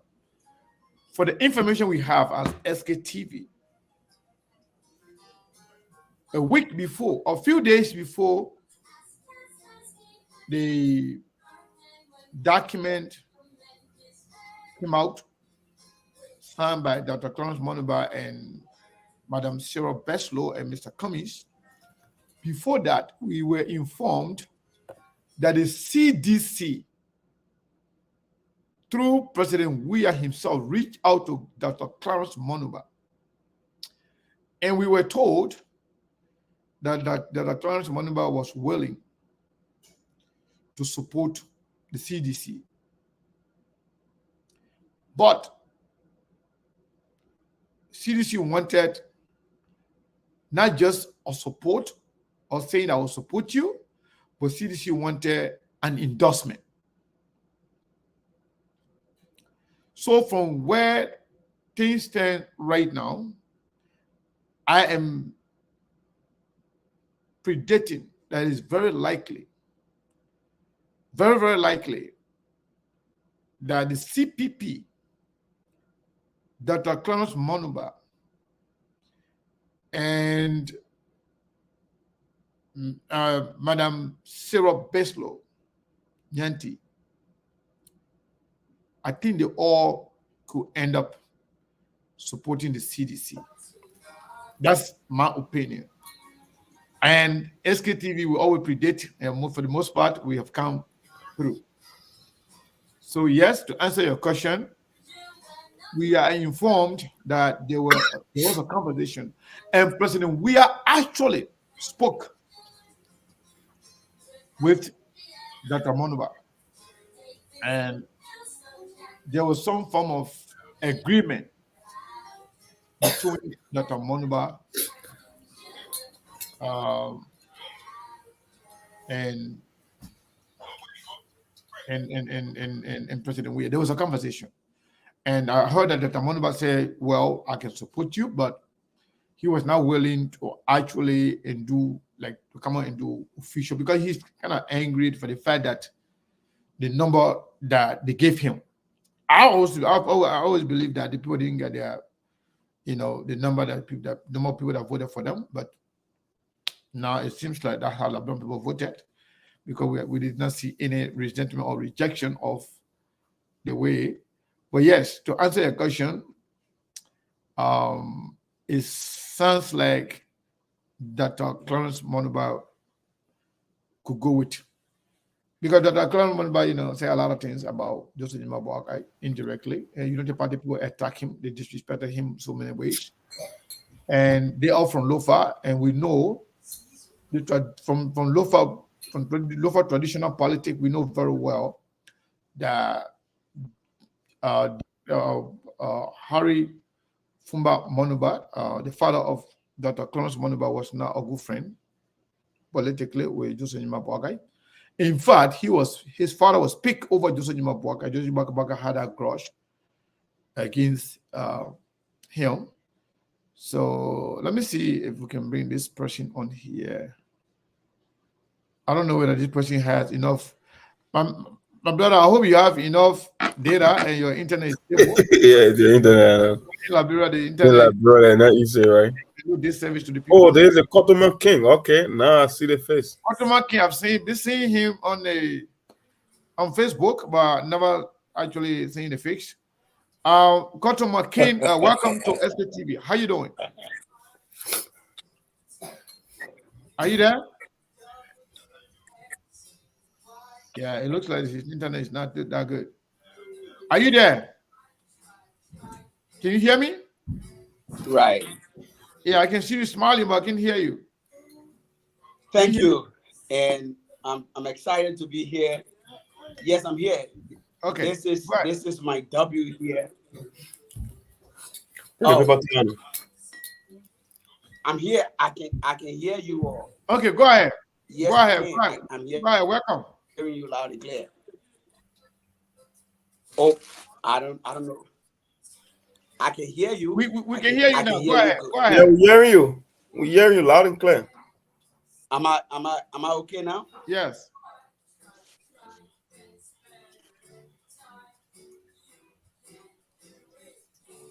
Yeah, I think they may have an issue. I mean, Yeah, it's the internet. The internet got problem. yeah. Okay, So thank you. yes. So it's a pleasure to be here tonight in interest of Liberia for the platform and all the good messages. I want to say thank you, SK, for everything. I was I don't know what's going on. I just tuned in and I listened and the Unity Party endorsements to share my thoughts. Uh, I'm one of the supporters of the CPP who believe, or supporter of Mr. Cummins who believe that in the interest of Liberia at the moment, in the interest of our future ambitions of making Cummins president of Liberia, I think it would be politically good for us at this point to endorse this Unity Party, Ambassador Joseph Yomabwakai. You know, a lot of things play out that most people, behind the scene couldn't understand, or most of us at the initial stage couldn't understand what was really happening. The politics, our political system is so different, and to the extent that most times it gets toxic. When the politicians want you to know something, that's when they tell you what they want you to know. When they want you to do something, that's when they show up to telling you what they want you to do. This have been the system for decades. Our people have been living with. Mind you, we have suffered the trauma of the Civil War. We made our case to the Liberian people for Mr. Cummings' presidency, and most of the places we go to, you hear the people. There are a lot of things happening, right? I'm just trying to lay bases. Most of the places we go to, you hear people say, "Oh yeah, Mr. Cummings," but they're not in time yet. Liberia is the only country where you see our people making such decisions. Joseph Boakai would have never been an alternative for Kotoma King in the mix of Alice Cummings, Clarence Moniba, Tiaun Gonglo, and the rest of the other people. Joseph Boakai, their interest, the Liberian dream, are these two people. Sometimes it is a difficult reality, but we must accept it. Change is not instant, it's a gradual process. Or change the mindset of our people, you have to get into a dot. When you get in, it takes the man with real passion or vision to pushing through with transformation. Most of the people, they get tested in our Liberian politics. When you give them power, they fail the people. The people are used to failed leadership. We are presenting Mr. Cummins, who have been showing off that leadership ability to the Liberian people. That look, I am the guy. I am the leader Liberia needs. Evidence is when Mr. Cummings opened his door to Joseph Boakai. Evidence is when Mr. Cummings opened up his doors to George Weah. The both how do you call it, leaders, one from the ruling establishment and another from the opposition, came in. He welcomed them in his home. It takes a man with So everything he not went not through in the not opposition. not not It not to takes cut you off. leadership. Not to And cut you most off, since we times, are having I some. try taking our Uh, minds back. my brother, can When you hear Mr. me? Salif became president and Can she you hear me? wanted a shift in governance, Can you she hear me? went for Edwin Snow. Right. Can you hear me? Okay, if you can hear me, Yeah. let me say this. I don't want you to continue with the commentary. I just want to ask you so you can tell us. So you said that um oh my God, we lost him because I want to know exactly why. Um,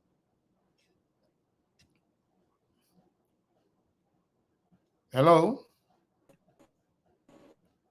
hello, can you hear me? Can you hear me,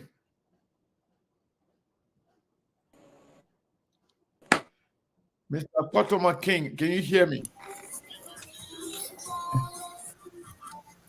Hello, can you hear me? All right. It looks like he's not hearing me, but the question I want to ask you, if you can hear me, is that you are saying that you think Mr. Cummings should endorse Joseph Numa Boagai. I just wanted to know why. To convince Liberian people, and convince Mr. Cummings why you think Mr. Cummings should endorse Joseph Numa Boagai. I also wanted to know whether you actually put into uh, consideration those cardinal points that Mr. Cummings and the CPP put forward, whether or not Joseph Boakai and the Unity Party will accept that. So if you can hear me, can you hear me now?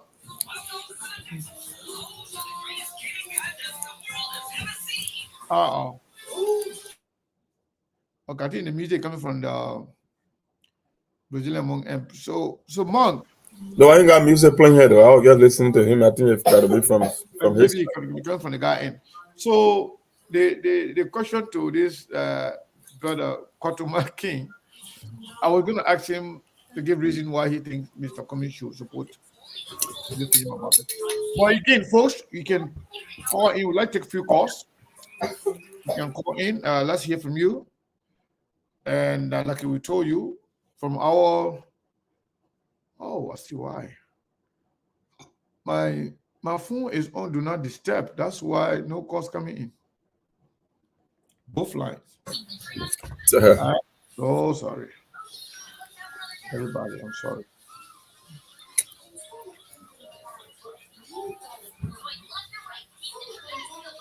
Uh,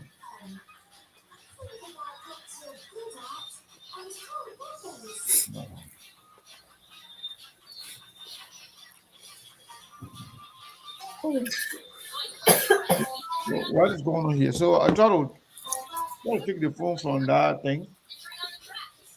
Okay, I did. Yeah, I see why calls are not coming in. So first, you can call in and let us know what you think. What are the driving factors that you believe are actually driving these people's decision to support one party against the other? At least we know for the CPP, they are doing it because Mr. Cummings and the CPP has something out there that they say if anybody accept that, they will look into you whether or not they can endorse you. But we don't know for others. We do not have any information about it. In fact, even some members of ACO in their own chat room, some executive members, including some key players within ACO, are still saying that they do not have the information for which this is this Well, question. Sego, I got a little. I mean, I got a little contradiction from my brother Kotoman King Okay. when he made mention of this kind of a seniority politics that our people vote based on time. That everywhere they go, people say it's not coming time. It is what we want to stop. Because if you keep voting on seniority, it means you will never aspire to the best leader. You won't go for the best in the race. Because I don't know in the world where people talk about seniority in politics. No, people look for ideas. People look for leadership. When you're in a country where people tell you that you must wait for your term, this cycle will never end. So I don't know if he subscribed to that idea, then how he can be a common supporter. Because the vast majority of common supporters are what they are against. That there is this idea that people should vote on time, that you should be in line. So I'm kind of confused exactly with Cotterman King with your analysis. Down the analysis, but if you're making a kid that he's a Cummings or CPP supporter and he making it out there about seniority. That's why I keep saying, if you think it's about seniority and there are only two parties in Liberia, like I said, maybe Mr. Cummings been running against himself and he might just decide to go gutter politics. Maybe that's what the people believe in, and he cannot play Mr. Clean Hand to be this moralist, like I always say on this show. I will keep saying it repeatedly. It's a transactional game. You either be 100% politician. If you want to be a moralist or the nice guy, then go to church. I think that's why it is.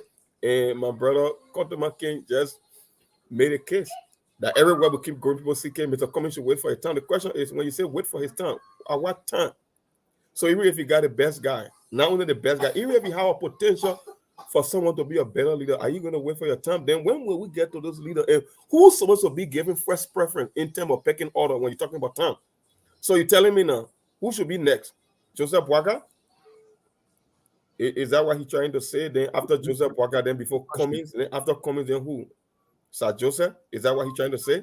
Yeah, I don't believe that he's a real CPP supporter, or maybe he came there for an individual, not for the country.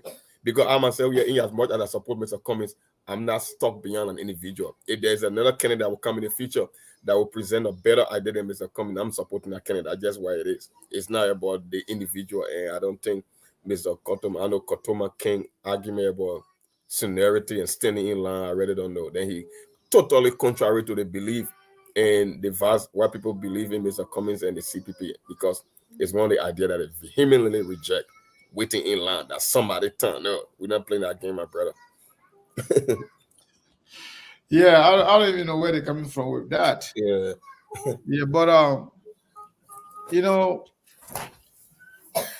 let's show the lines are open. If anybody is interested in jumping in, because we'll be closing very soon. Let me say this. I think he's back. Hopefully his internet is good now. Hello, my brother, are you there? Can you hear us?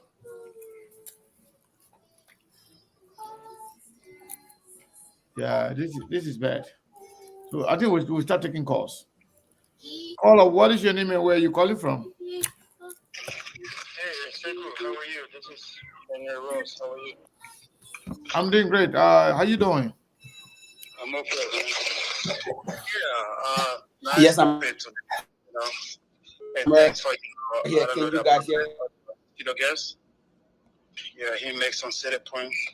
But I was listening and listening to the guy that came on from Liberia, but apparently probably his network gave you some trouble. I know. What baffled me was when he contradicted himself. I thought that he contradicted himself by saying that we the young people, he was supporter of he is a supporter of Mr. Comey, and he think that the decision for Comey to go or what kind of decision that Comey going to make further in the second round should be Joseph Newman Barker, because the youth think that because he want to see Comey get better opportunity for tomorrow to become president. That's his ambition for Comey. So I think, but if you think as a young person for Comey to go support Joseph Boakai will give you the better opportunity for Comey to be president for tomorrow, I think then you are contradicting yourself as a young person. Because if you're looking at possibility for Mr. Comey, from my perspective, for him to a clear possibility for presidency for Mr. Comey for tomorrow, don't get me wrong, Mr. Comey now is his next phase for Liberia presidency. He's one of the best candidates that we can look up to. He's one of the face now everybody going to look at 2029. How can that be possible? The only way that could be possible if you get rid of the two full runner that is running Liberian politics today, which is Joseph Boakai and George Weah face politics. And how can you get Joseph Boakai and George Weah face on politics? This is it. Joseph Boakai, this is his last chance. George Weah, this is his last chance. Now you're going to choose which last chance. Not just George Weah, this is not your last chance. Joseph Boakai, this is your last chance. If you go beyond Joseph Boakai beat George Weah. George Weah can go rest and George Weah still come back to with more force. Remember, George Weah is an icon. George Weah get popularity. George Weah he still got people. Now, if you're saying that you vote for Mr. Cummings, your prayer for Mr. Cummings is to be the next president, and you think that voting for Joseph Barker, which only have one chance, and you say you're only going for one term, and then putting Mr. Comey back in the race with one of the strong face again, it will be a lot of struggle again for Mr. Comey. So since Mr. Comey going to be the only face for the internet on the night that we all going to be ringing around, we're going to get rid of the one that have second chance, maybe even if he defeated, so that this could be his second term, and it will be that he cannot run again. And then Mr. Comey will be the only face for 2029. They wish me, both people, the two faces, the two political strong faces in the country going to get out. If you vote for Jowia today, Jowia win. Jowia will not run for president again. Joseph Barker will not be able to go back after 6 years to run for another president again. No way. So that both of them will get out of the face, and then Mr. Comey will get a face. So I would just want to give a little idea to him so he should think if he really loves Mr. Comey and he really want to see Mr. Comey being president, maybe in the future or 2029, he should start thinking in that kind of direction. But I don't think that guy is a CPP member. I think people just come up because sometimes they want to give that when they want to do saying on top show city, this member or that member. But now stop it, man. I really enjoy the conversation. I'm staying by and watch. Thank you, my brother. Thank you so much. And to everybody, you should not forget to support SKTV always. When you can, you keep reminding you have to support SKTV. You don't want to be coming on every day. You continue to support SKTV. Support SKTV, man. Hey, Kotuma King, I mean, can you hear me now? Because I really want you to. I really want you to tell us. Yes, myself.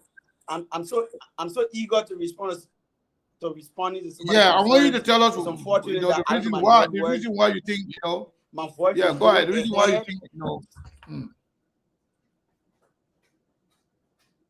Go ahead. Right. So I think it's my network is misbehaving. So my voice is going ahead, and But you want to call on the WhatsApp line so that way we can hear you? At this point, for young men like me who will come with a kind of let me try the WhatsApp. Yeah, call the WhatsApp line. Maybe we can do that. Let me take some calls here. Caller, what is your name and where you calling from? 267 number, last 4 digits 6148. Nancy, you cannot low a little bit. Hello? Okay, better. Okay. Better now. How you doing? I'm okay. What say you? Yeah. But I just want to say this, okay? Mm-hmm. And then when Mr. Cummings go, we'll support him, all right? Mm-hmm. But for my observation, in my opinion, right? Mm-hmm. I would love for him to go with Joseph Walker. All right? Okay. For me, I will not support Joseph Walker, right? But as an institution, right? Mm-hmm. To go with Joseph Walker. I know God heaven, God come down on the earth. Mm-hmm. It's impossible. Joseph Walker will not win that elections. You understand what I'm saying, right? Mm-hmm. But for me, I just see the base of Joseph Walker base. You understand what I'm saying, right? Mm-hmm. Because when they beat them, they just want to be done for Joseph Walker. Joseph Walker is not going to come back. But his people, his supporters that are out there, they'll just be, like by themselves in the wilderness. Like they don't have nowhere to take to, nobody there. Because nobody in our unity party that they can hold on to next, to put in line. So they like Kelly person.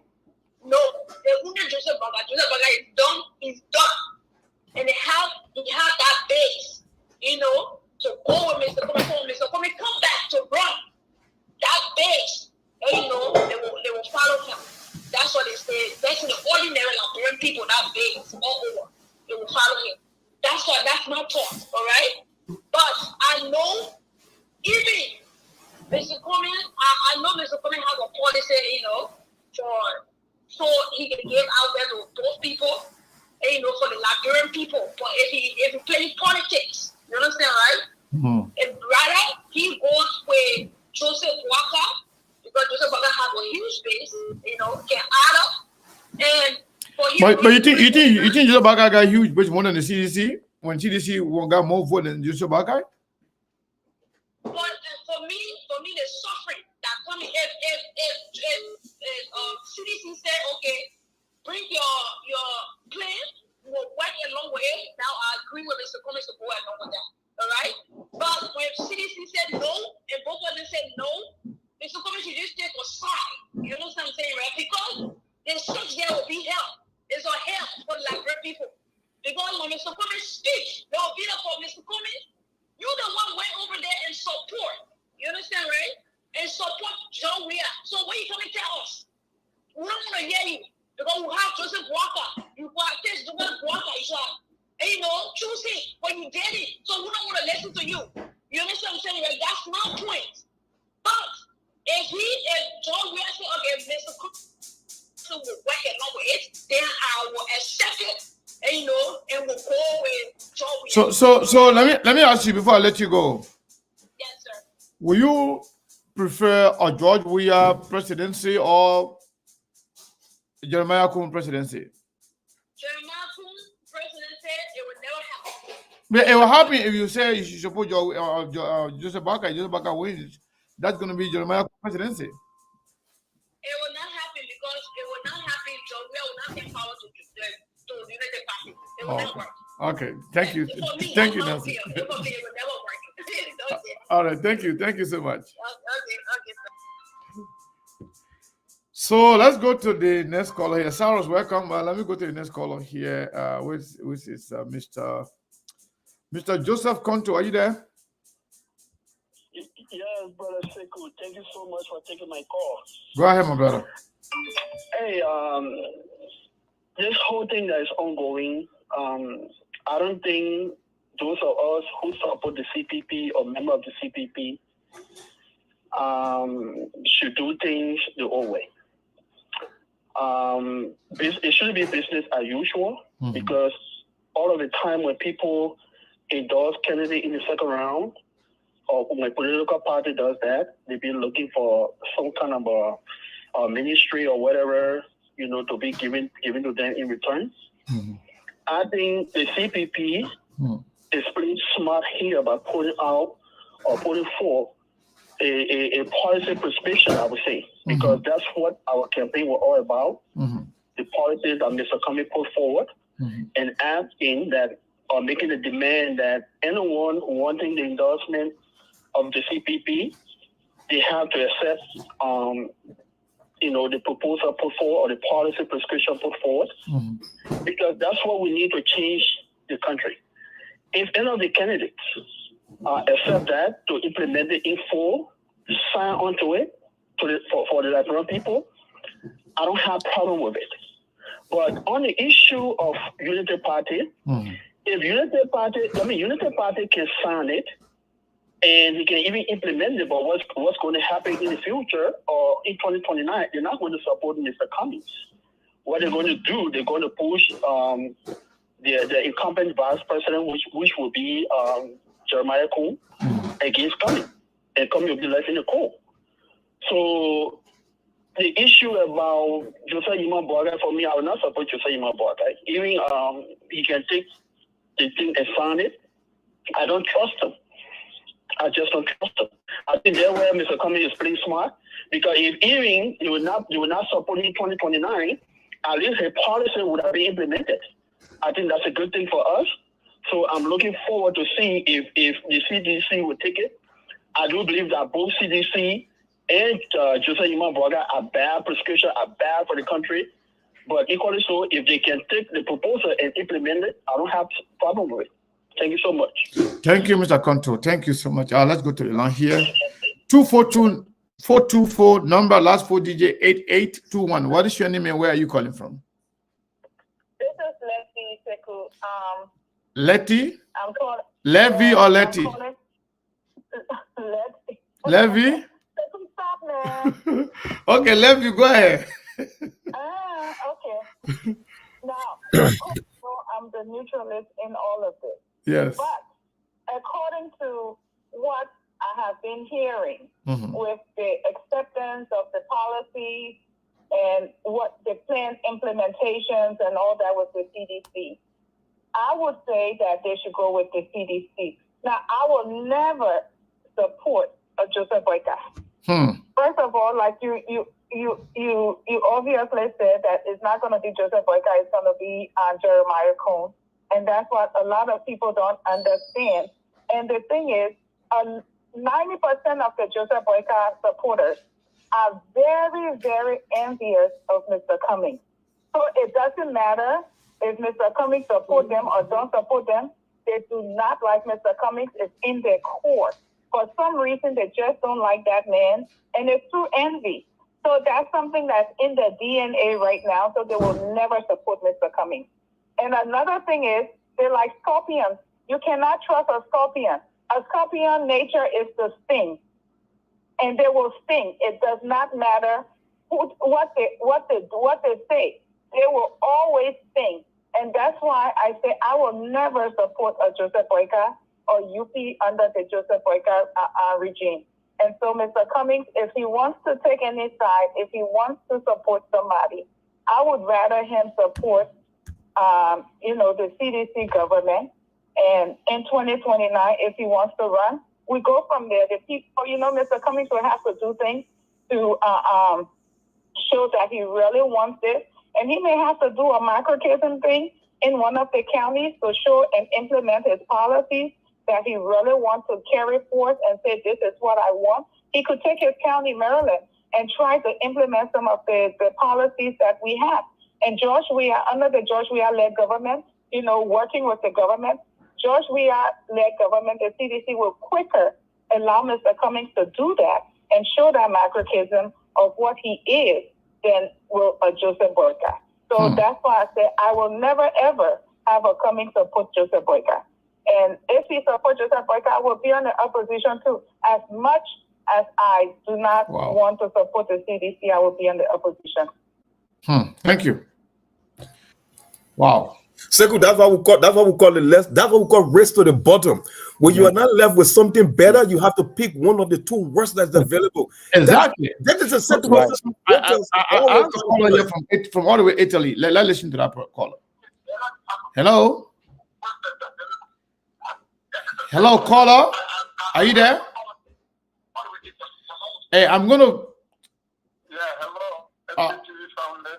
Welcome to SKTV from all the way Italy. What is your name, sir? Thank you very much, Sekou. I'm from Gongba Ture, speaking from Italy. Gongba Ture from Italy. Yeah, go ahead. I will start with Apple first. Okay. Apple go with UP. Hello? We are hearing you. You are loud and clear. I think when Apple go with UP, it will be a wrong decision for Apple. Okay. And I will support that. I will support that decision. Although without no due respect to the leadership, but that is not a right for us to go. We're facing with two bad judges right now, but I think there's a better future ahead when we hold CDC feet on fire. But we cannot, afford to give that blood to Joseph Boyka side. And we expect what's going to result out of it. Nothing. The country going back to Prince Johnson and Jeremiah Cohn. That is a clear code. But I think Liberians are just, I don't know, they are cursed to get these choosing bad leaders. I'm sorry to say this, but I think CDC will be the best. I can't say the best, but in this case, CDC will be better. All right. To take CDC and carry CDC down to and try to change the way forward. Thank you. Thank you so much. So let's go to the line here. Somebody calling from France. Damn, so international caller today. Hello, this person calling from Paris. I hope it's not my friend who always abandon SKTV off and on. Anyway, caller from France. How you doing? What is your name? Hello? Okay, we lost that caller. We have another caller here. Caller 240 number. What is your name and where are you calling from? Hello? Caller, what is your name and where are you calling from? 240 number. Okay, that person is not ready. Caller, what is your name and where are you calling from? 401 number, last 48 962. My name is William. I'm calling from Rhode Island. Miss William, how are you? I'm good. How are you? Great. Go ahead. Yes. I heard Kotuman talking about him supporting the Unity Party. Anyway, that his choice. No, he's asking Mr. Kobe to support Unity Party. I don't think that would be the right idea. Okay, what is the right idea for you? First and foremost, I as a CTP partisan, I want for Mr. Kobe to be neutral. But if there's no way for him to be neutral, he can go with CDC because CDC got 6 years. And when they leave from there, Mr. Kobe will have that chance to go because Mr. Kobe is insensitive right now. So if we get 12 years to Bwaka, and then how old will be Mr. Kobe? I know when Bwaka finishes the first term, maybe we won't know what will happen. The vice president will want to run, and they will be in power. So they will treat how they treated him and me. So, I mean, I don't know why other people thinking UP will give our support to UP. Then I mean, we don't want for Mr. Cummings to become president and develop our country because we know that he qualified to bring Liberia from in the cold that Liberia in the darkness that we in, to bring us to the light. I know he's not going, but at least his idea, his contacts will help us. His knowledge will help us. But if they see that they should go to Joseph Walker, I'm not in that other support. I rather him, unlike CDC. But if no way to wait like Remington, I rather him go there so that 6 years when he finish, he can become president. The president will say you eat a rat that the day you get finished. So now go finish the tea or the rat. So we can become the owner of it. That's all I have to say.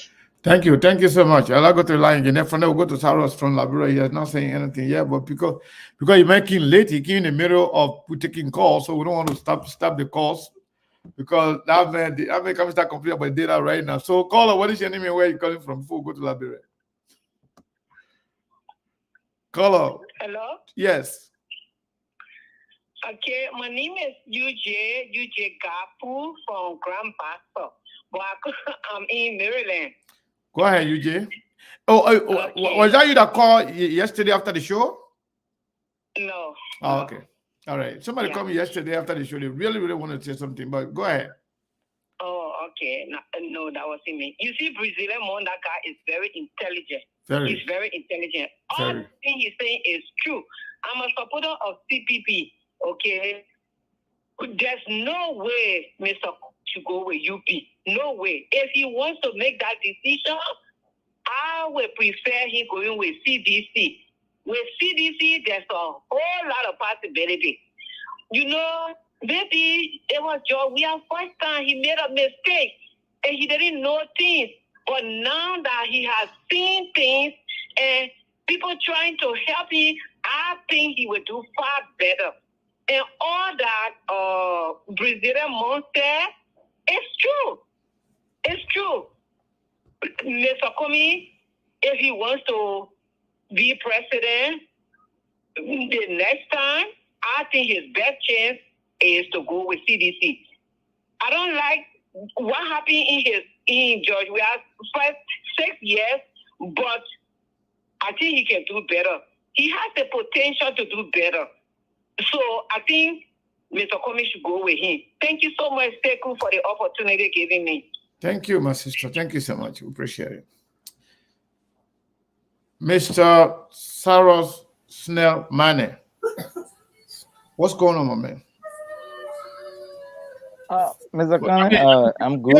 Give us some gist, man. What's going on in Liberia, man? What happened with me? How are the people thinking? What's going on over there? Mr. Khan, I'm good, and I'm on SKTV job in Liberia here, where I go around to do statistics. Today, I think there was a picture posted on Facebook. I purposely went to further position today to have. I'm sorry, my current goal, so I put my phone there on. Yeah, manager, do we can see you at least. Yeah. We can still hear your voice. Go ahead quickly. Yeah, so I went to former position today to have like to hear from the house's mouth, that is, to especially where most of the United Party folks gather.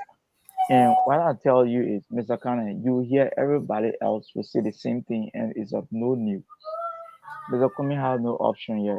The truth of the reality is, Mr. Kumi as a president want to support the United Party, but his supporters do not go in the way of the United Party. And I can tell you this, Mr. Cannon, the arrogance of the United Party do not give the CPP any ground to support them. This is a glaring fact. You hear it from the mouths of people who are close to power, and that is the attitude of people who are in power in the Unity Party. Mr. Kane, this politics is not a Nesmith game. It's not a Nesgard. Mr. Nesgard will not survive this process. There is no Mr. Nesgard here. If Mr. Kumi wants to have a political life, he needs to support the CDC. This is something that will not sugarcoat anymore. If Mr. Kumi do not have no political life, he should go and support the Unity Party. Because the thing is, Mr. Kane, all of the friends that we have from the Unity Party shows this arrogance. That Mr. Kumi with no value. If we like, we should support them. If we don't like, we should support them. These people are people that do not respect us. And they will never respect us, not even in the next life. It's a glaring fact. Unless Mr. Kumi wants to tell me that you do not have no political ambition, well, he can support the UP and we can do a change of government, because this thing is not about change. It's not about genuine change. It's just a change of government. Changing the Unity Party, changing the CDC government to a Unity Party government is not a change that we want. Because if you read the manifesto of the Unity Party, there is nothing called change. The manifesto of the Unity Party is from period 1 to period 6. And all of the from period 1 to 6 period, it do not give any recommendation to any new idea or not breadth to new idea. All it does is complain about what this current government had done, and it gave recommendation to past government, what past government did. The same very past government at Barker can exclude himself from when it comes to the bad things, and then he will connect himself to it when it comes to the good thing. That is the hypocrisy of the Unity Party leader. Mr. Cullen, this is no sugarcoating thing. We in a political season. We have to make a political decision for the interest of our country and the interest of young people. If Mr. Cummings still has future and he believes that he can make that change, then he needs to choose the CDC. That is a political decision that comes with a hard task. If he thinks that the backlash from the public, he thinking of and he can make that decision, he want to play the next guy game, then Mr. Cummings can go to the UP. We will support him one way or the other. But with a political decision, the CDC would be the best choice. No Mr. Nesgard game here, because the Liberian people themselves that you're fighting for here, they have not realized and identified a good thing for themselves. So this is a revolution. This is a revolution. This is a revolutionary struggle. You have to make sacrifices to get something in return. You have to make that sacrifices. And the guys on ground here, they still show arrogance, vindictiveness, entitlement. I am telling you, Mr. Kane. Let me take these two calls. Thank you so much for that input. Let's see here. This person here, 763 number, last 4 DJ 5104. Hello? 5104, are you there? Yes, hi Sekou. I said this is Wanga. Wanga, how are you? Yes, I just want to give my little contribution to what you said. Yeah, quickly. I'm about to leave now because I just want you to be brief if you can. Brief. Like 1 month as far as I've been saying, we both from Minnesota, so sometimes I really thought Mr. Cummings set these people off for both of them to refuse it. I was thinking that he really did not take CDC, we're going to take it. But hey, it is what it is. The CDC, okay, who knows? Because he Mr. Comey had to live, but hey, if they are willing to be able to implement everything that Mr. Comey said, then it is what it is. For me, I already thought that the Union Party were going to take advantage of it or whatever. But like 1 month ago, there is no way CDC were going to cheat the ANC and then be able to let the United Party come and win. United Party living in a dream. CDC cannot cheat all these people and sit there and think say that they are cheating these people. I mean, United Party CDC will cheat all these people here and wait for them to win. They are living in utopia just like the way some were living in utopia, thinking that the election want to be free and fair. But like I had a CDC insider that is very close to the top, and he told me personally, said, Mr. Weir is willing to implement these things because he want a legacy. That's the main thing they are saying nowadays, Mr. We are one a legacy, so he's going to try to improve on everything that has been said, and we ask Mr. Comey to be able to help run the country. So hopefully it works out in everybody's favor. For me, I'm going to be neutral. Whoever wins, fine. But I just want to say thank you, Sekun. Like I told you, we will always try to support you. You are a very good person. Everything you have said, you have been, you nailed it. And people might not believe you, but we believe in you. You are a good person. The station is good. We all hope that it can improve, that we'll be able to enlighten and open our people's minds in Liberia. Thank you so much for everything you do. May God continue to bless you and bless the station. Amen. Thank you. Thank you so much. Thank you so much. Thank you, Master. Thank you, my dear. Thank you. We appreciate it. So let's go to the line here. I think this is an overseas call. Last 4 DJ is 9537. I think it's the overseas call. Yeah, it's me, Mr. Raj Doyen from where? From India? Yeah, sir. From all the way India, my brother. Go ahead. Thank you. I got a question for Monk. Monk, thank you for your analysis. They have been very, very good. I mean, I'm one person. I'm one of your biggest fans when it comes to SKTV, and you know that you are next to Steve. Thank you so much for your analysis. Talking to the point. But this question I want to ask is going to Monk. Monk, for the past few weeks, we've been discussing how I've been agreeing with you about taking when it comes to take side, when it comes to taking side. But I would think that you should. Brazilian, look, there's a noise on your end. That's why I can mute you. So when you start talking, I'll mute you. Oh no, I'm here. You getting noise from my end? Yeah. Okay, hold on 1 second. Let me see. Baby making noise there. Yeah.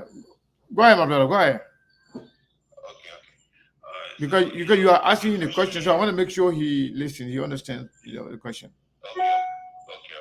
Go ahead. I know, I may agree with you when it comes to Mr. Comey saying neutral, but now, I think they want to take a side. Maybe they want to go with the CDC. I don't know. For me, I would still think that it should stay neutral because I'm not really too sure whether Mr. Comey. What is the guarantee? What is the guarantee that Mr. Comey will be supported in 2029? Now, the guarantee of Mr. Comey's support will be the document that Mr. Comey put forward. That anybody accept that will be implementation of some of the policy that he has for Liberia. So he said anybody accept that will be giving him reason to support that person. Yeah, but Mr. Kennedy, the international community that Mr. Comey is going to call for them to go into the document. My man, you don't have to call international community. Don't put who you trust, my man. It's just like you have 2 bad choices. You just have to take one. That's all. It's not really compulsory that he picks. If he wants, it's not. That's right. If he's not compulsory, if he decides to run for president again, he should. But if he's not running for anything, it's not compulsory. But if he's running for something, you got to take a side. Trust me. Okay. But the guys are funny, The guys are funny. I know. It's one of these things. CDC or party that Mr. Comey was massively cheated. We all know how the results turn out. Yeah. I can't trust the CDC. Unfortunately, that's what we have. I don't think Mr. Comey should be trusting them also. That's just my point today. I understand your point, my brother. You're 100% right. But it is what it is. So let me do this right here. Hold on 1 second. Hello? Give me a second.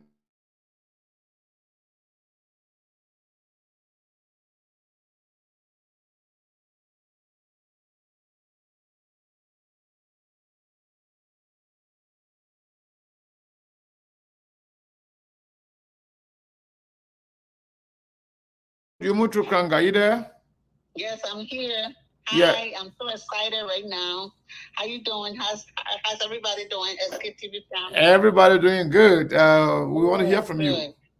Well, I've been listening and I heard that Mr. Cummings, how they call it, CDC took the proposals. Yeah, I can safely say that. You know, SKT, when we say something, we can always 100% be right. And I know that CDC accepted.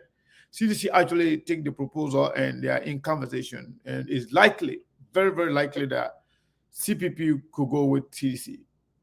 Because I knew UP wasn't going to take it anyways. UP did not even talk about it. Okay, that's it. That's the whole point. You know, these people, they can be trusted. So I never even thought about them taking it. But anyway, what I'm calling about is I'm happy because my political leader is a smart man. Very intelligent. He knew exactly what he was doing. And those 12 proposals that he gave, that we are is about to take, is all about the Liberian people.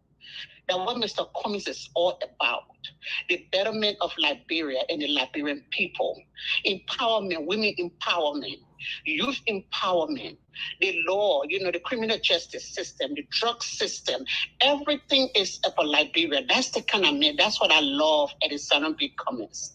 Because all his plans have been about Liberia, nothing else, not about himself, but about his country and his people.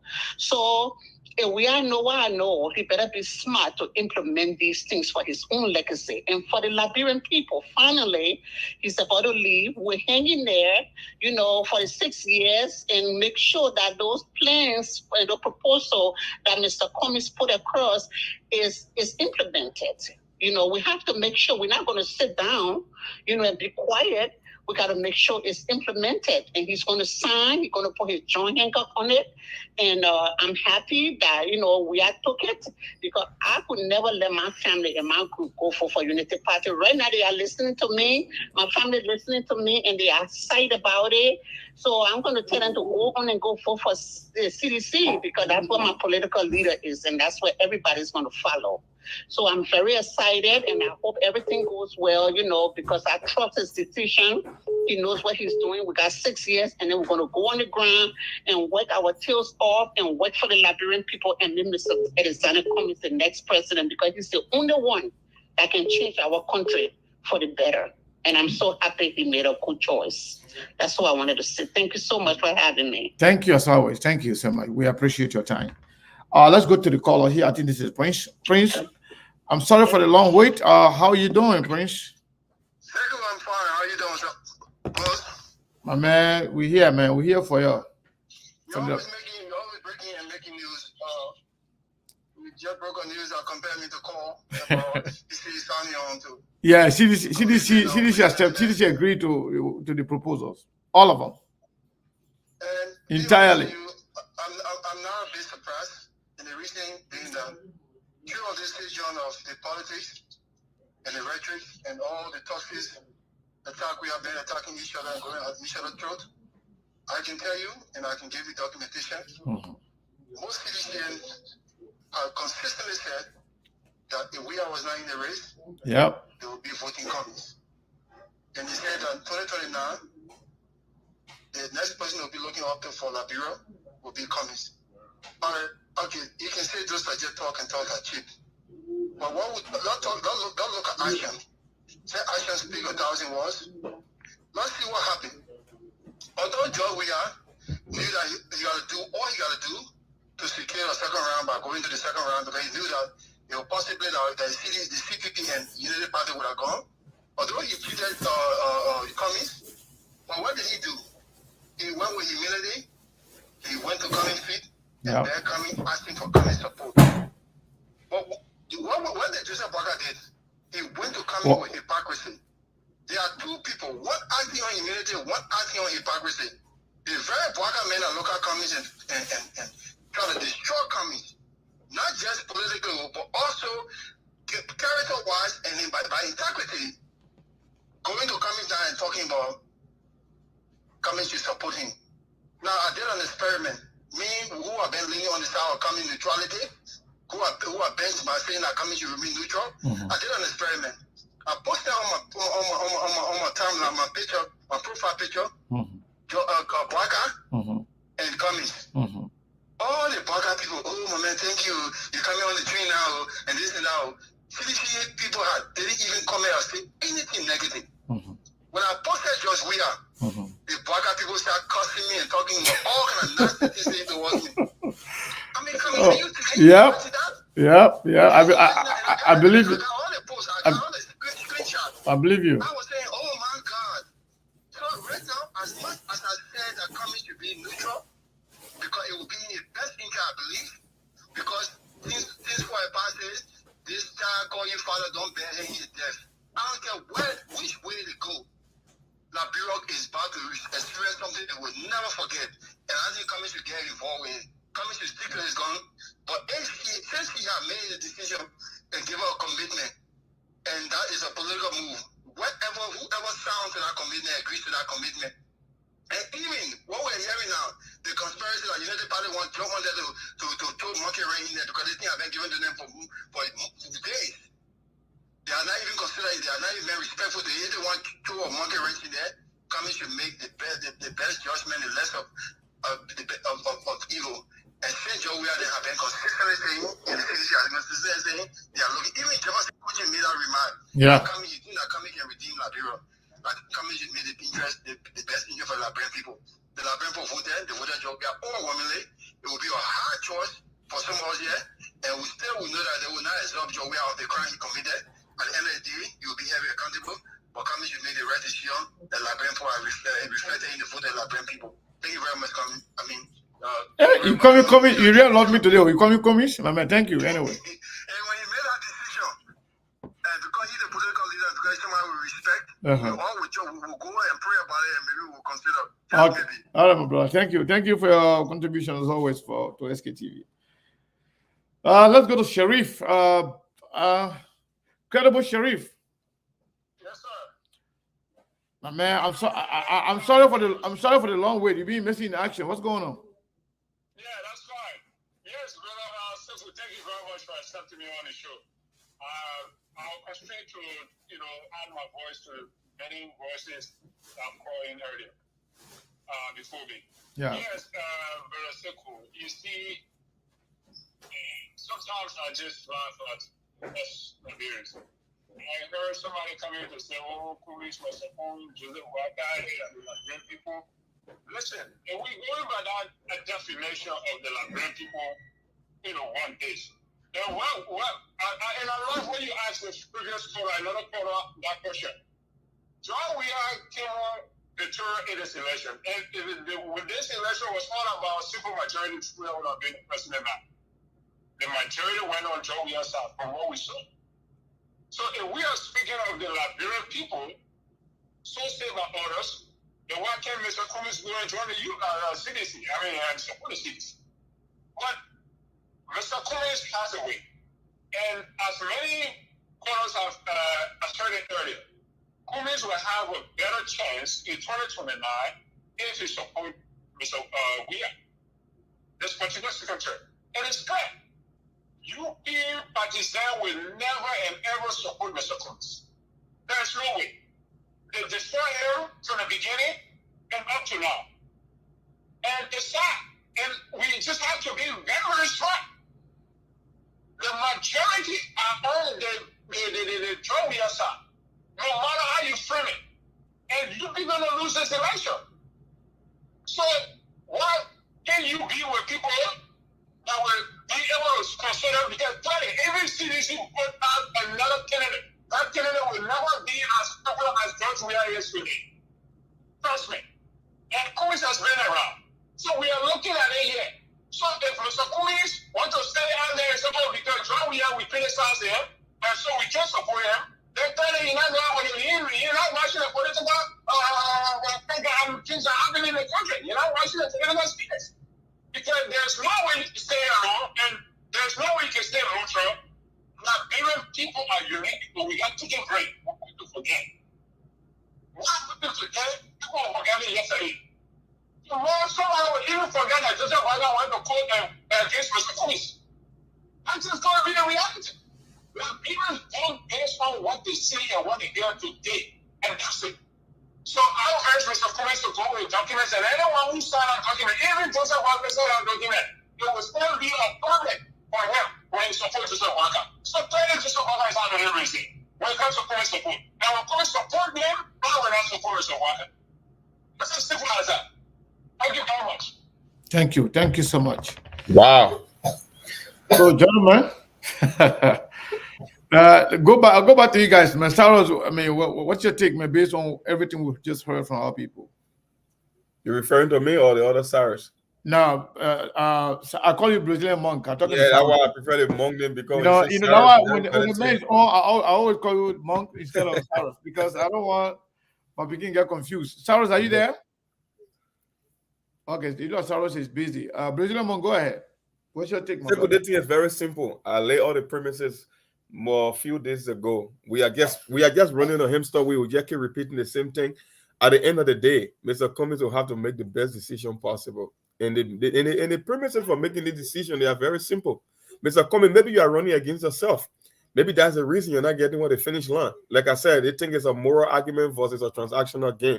It's politics. Maybe if you can just look at the whole Mr. Clean Hands and Mr. Integrity thing and throw it out the window.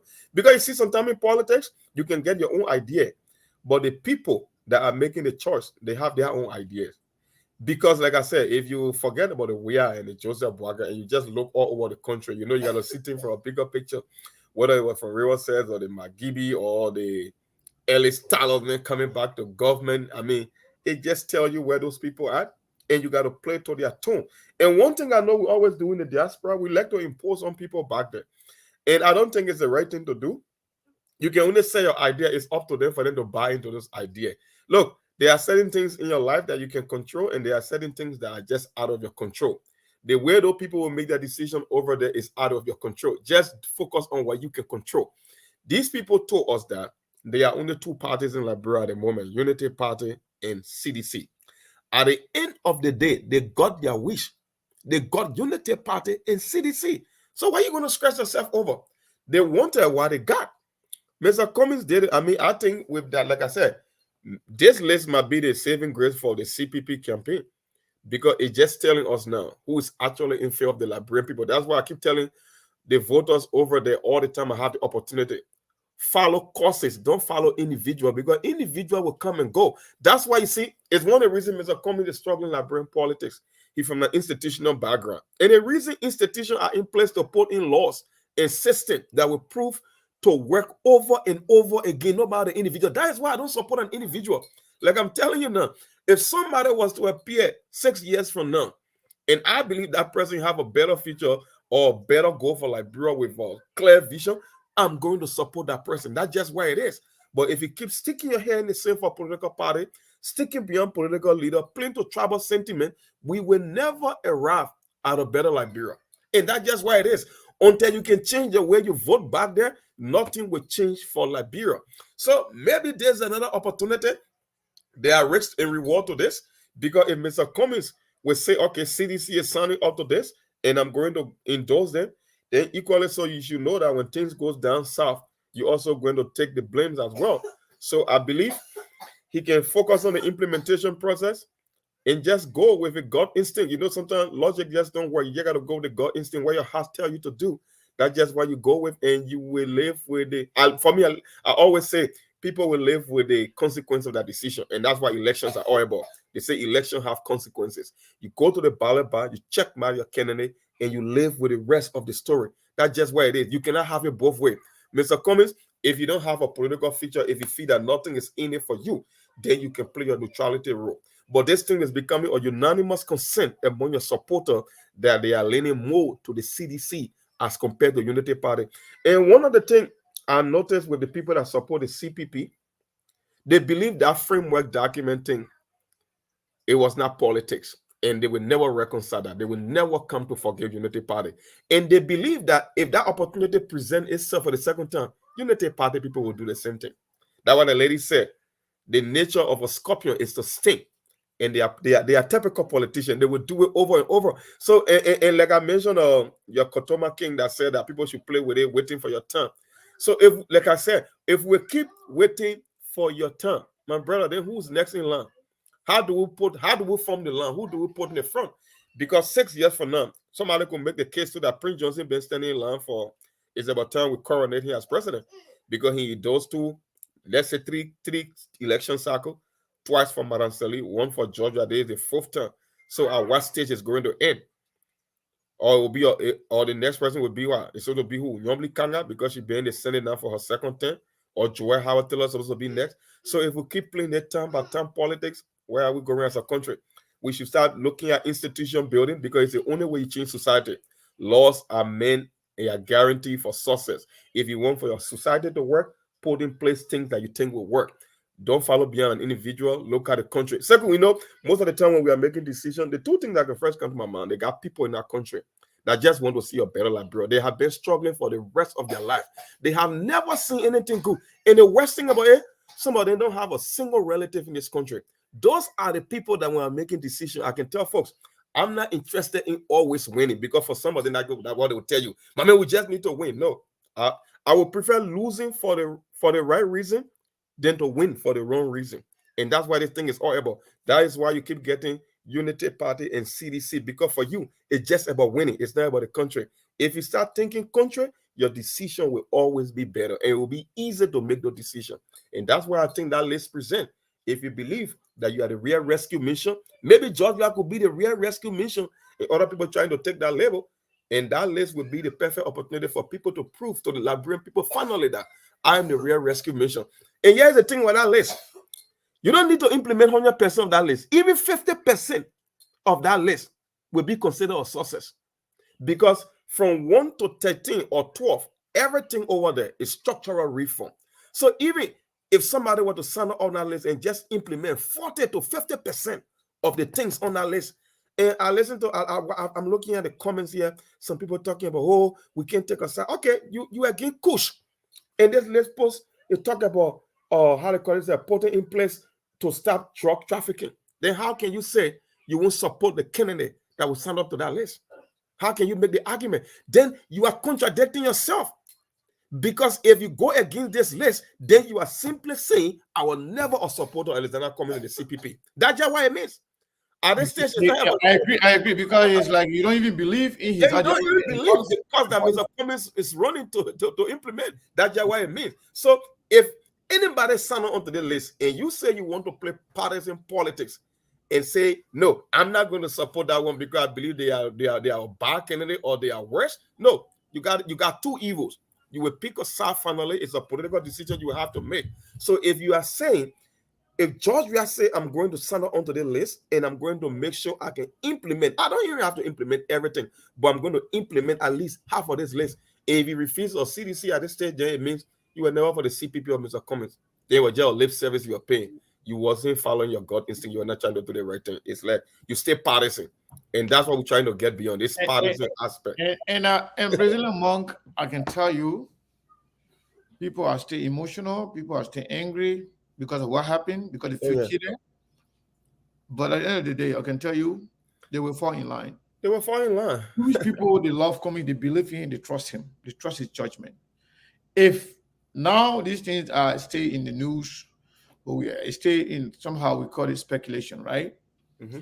But if it becomes the reality, if Mr. Cummings affects his voice, his face, his face to whatever decision, trust me, his supporters will follow. If not 100%, but 99% of them will follow. Trust me. Because you know what? They are so passionate about Cummings, they so believe in him. These people, they put everything on the line for Cummings to be president. And not Cummings as a person, because they believe in him, they believe in his policy, they believe in his ideology and his plan for Liberia. So if that plan, even a portion of that plan can be implemented by somebody else. Yes. or someone accepting to implement that, I think that's a win for Cummings and his supporters. Yeah. So I believe if the decision are finally made and Mr. Cummings, affects his picture to it, his face to it, most of them will jump on board.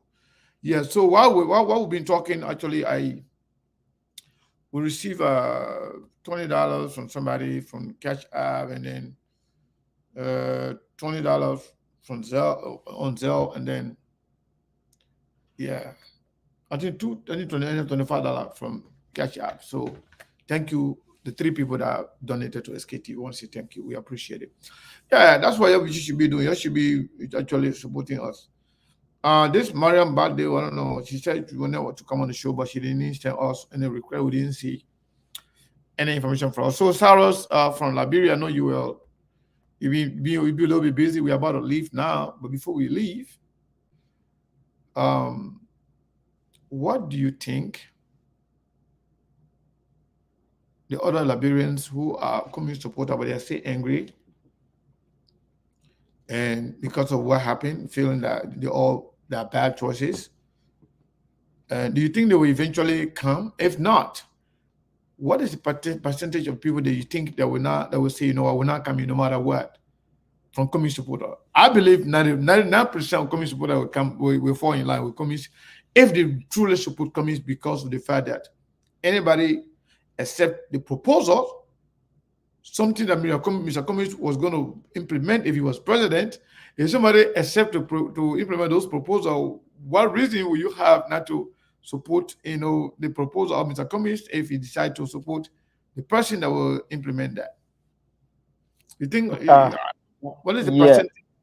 Yeah, Mr. Khan, I would tell you that accepting the proposal is another thing. Implementation of this proposal is another thing.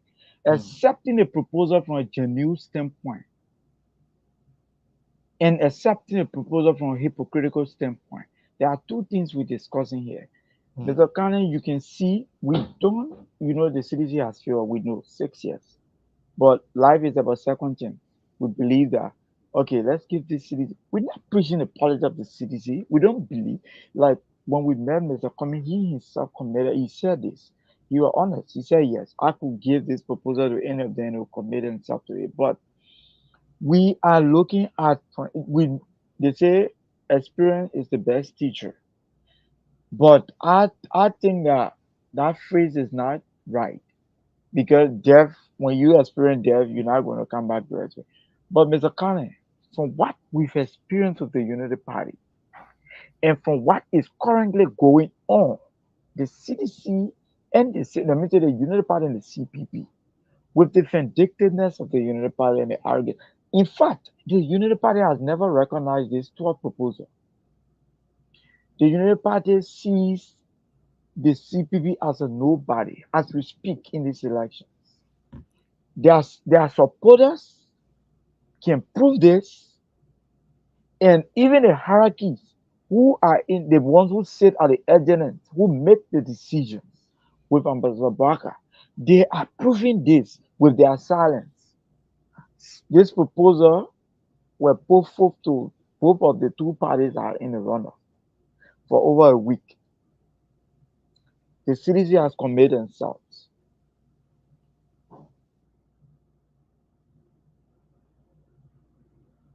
I don't know. We're not hearing you. You muted yourself. Yeah, because my brother trying to leave the room, so I don't want him to distract. Okay. So, Mr. Kane, this is the thing. The proposal has been placed for over a week to the two parties. Unity Party is calling for its opposition unity or opposition solidarity, but they have never committed themselves. How do you want to come and be a change, but you have top proposal, even though we know that Unity Party do not have a genuine manifesto, but you have another opposition who is giving you manifesto in the interest of the Liberian people. If you believe that you're coming to bring the change for the Liberian people, but you never committed yourself over a week to this 12 proposal, you see this. Let me tell you. Let me agree with my big brother Mo on the show. He said Bouaka went to Mr. Kumi out of hypocrisy. It was never out of genuity. Because if this were out of genuity, Ambassador Bouaka who had grabbed the tour proposal with no time, with commitment. Yes. I think if even the Unity Party was setting a trap, that was the best way to even set a good trap for the CPP. But after a week, the Unity Party had never accepted this proposal. The Unity Party believe that they can win this thing on their own. Yeah, that's why they see this. Yes. Yeah, that's how they believe. Unfortunately, right? Yes. I don't know. I don't know why they should think like that. They believe that they can do this on their own. So, Sarah, that was the question I was going to ask you in Labrador there. Mm-hmm. Do you what is actually driving that level of confidence on the Unity Party, thinking that they can win the election when they feel that they were cheated in the first place? How should Mr. Cannon, the people, unless the Unity Party have unless they have hidden motive. Even without cheating, we see if CPP endorses Unity Party, CDC, that alone is like 2 versus 1 in terms of the two top political parties, and the other small party then too, we're going to be split.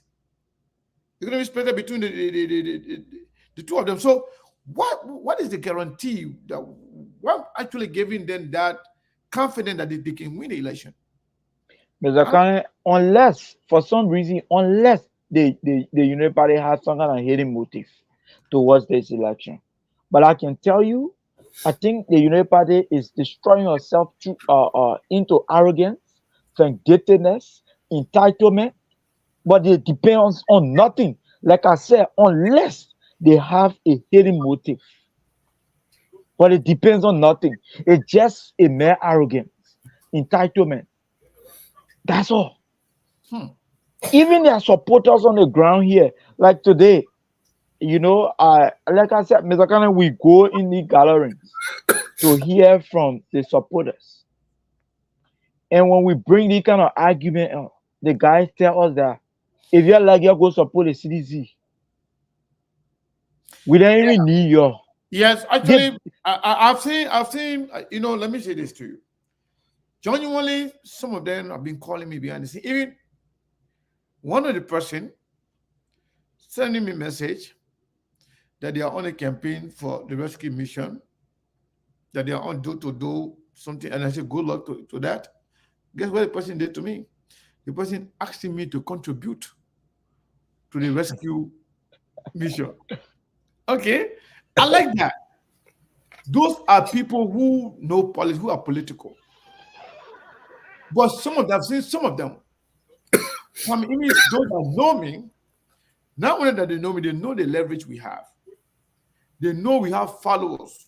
They know we have supporters. They know we have fans that we can convince to support whatever side that we believe that we can support. They know that very well SKTV deal extremely well in these elections. They know very well. They know the strength and the power of SKTV. But they will come on here and say, SKTV, you people are the one that make Commis to lose. They know very well that that's not Commis' number. But they're trying to kind of like mock at us, mock at Commis, and you are going through an election. That's why I say most of them are very stupid. Somebody who's going through election, you can't judge, you can't do that. You can't play to the emotion of people in a negative way when they are so mad, when they are so angry. All you do, you be persuasive, talk to them nicely, convince them as to why you think they should support your side. But they're not doing that. They only kind of like they are confident in their bubble, believing that they have everything they deserve everything, and they own Liberia and they own all of us. So whatever they say, wherever they go, we should all just follow. Unfortunately, I wish I can help them, but the level of stupidity is so high until people are so overconfident they don't even know what's good for them. No, I think maybe they are sending some coded messages to the rest of the voters, because when they talk about winning an election, Like Okay, I keep you see, saying, yeah. You know, so that's why they cannot make any moral argument the election was fraudulent, that they were cheated, whether before or after, because they believe that the number that Mr. Cummings got, that's his actual number. You know, they don't believe that, but they want to make it look like that's the actual number. If they believe, if Baka believe, and some hierarchies in the Unity Party, they believe that the number that Cummings got, that's his actual number, they wouldn't have gone to him. Baka will not go to Cummings. If you understand that Cummings number that only 1%. So they don't even believe in Joseph Waka themselves. Segu. Or they're all fake. Segu. Yeah. This thing has been repeating itself over and over. If you go back to the day of the CPP, it was the same idea that we told the voters we are going into a collaboration for a competition so we can come out with the best candidate within the CPP. Unfortunately, the Unity Party had their own motive of a collaboration. That anybody come here, you got to play second or third fiddle to Joseph Boaga. Joseph Boaga is the presumptive nominee.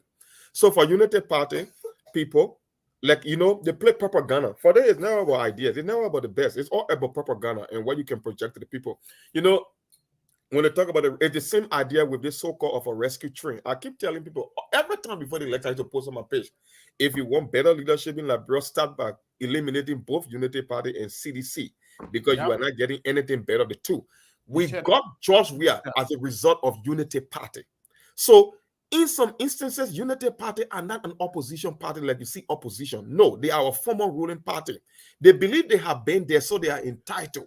So for them, it's never about the competing about idea. You know, I was listening to Fatika. He did a podcast. Hussein Fatika. He said the nonsense that happened in the Southeast, we're not going to let it to happen again, where they were ballot stuffing.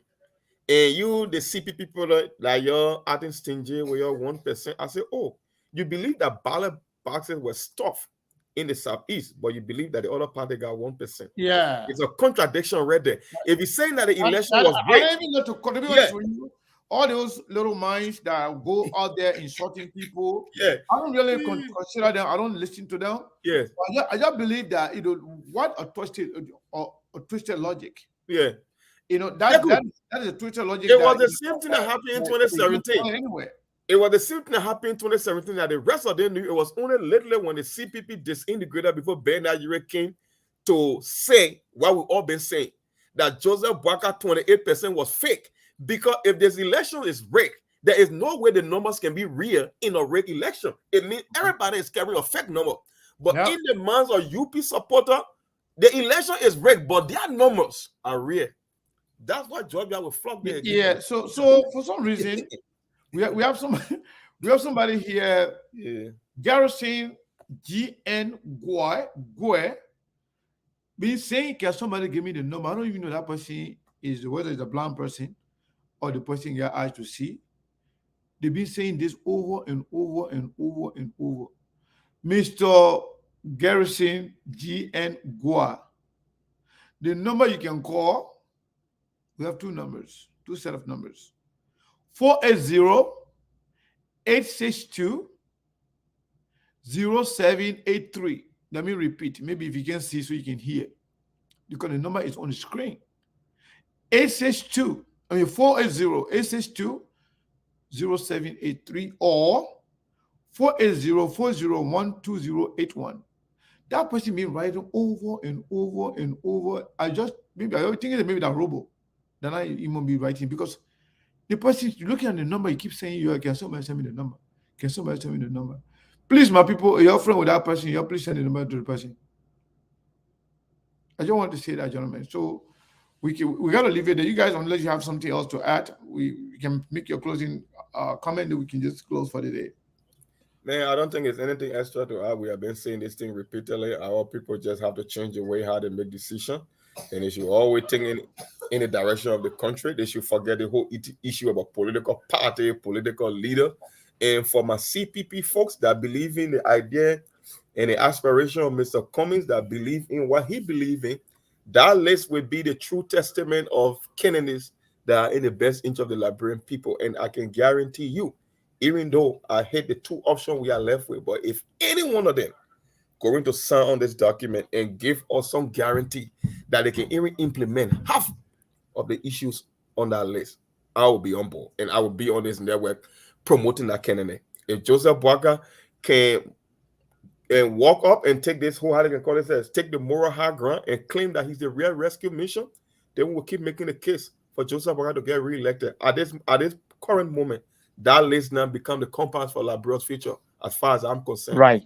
Actually implementing that Right. list. That's the real true rescue mission. So if you are in it for Liberia, then you will sign up to this list. Like I call it, the political sausage will come and prove to the Liberian people who you really are. Okay, So even though want to go, let me give you guys some trivia questions.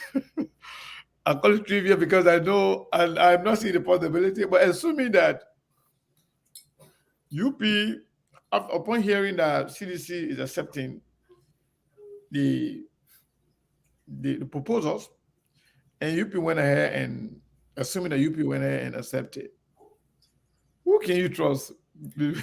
At this stage, we will all know that UP will not be doing it in good faith. We all know it will be fake. It will be plain politics, and we are not going for this list because of politics. We are looking at more of an implementation than just signing.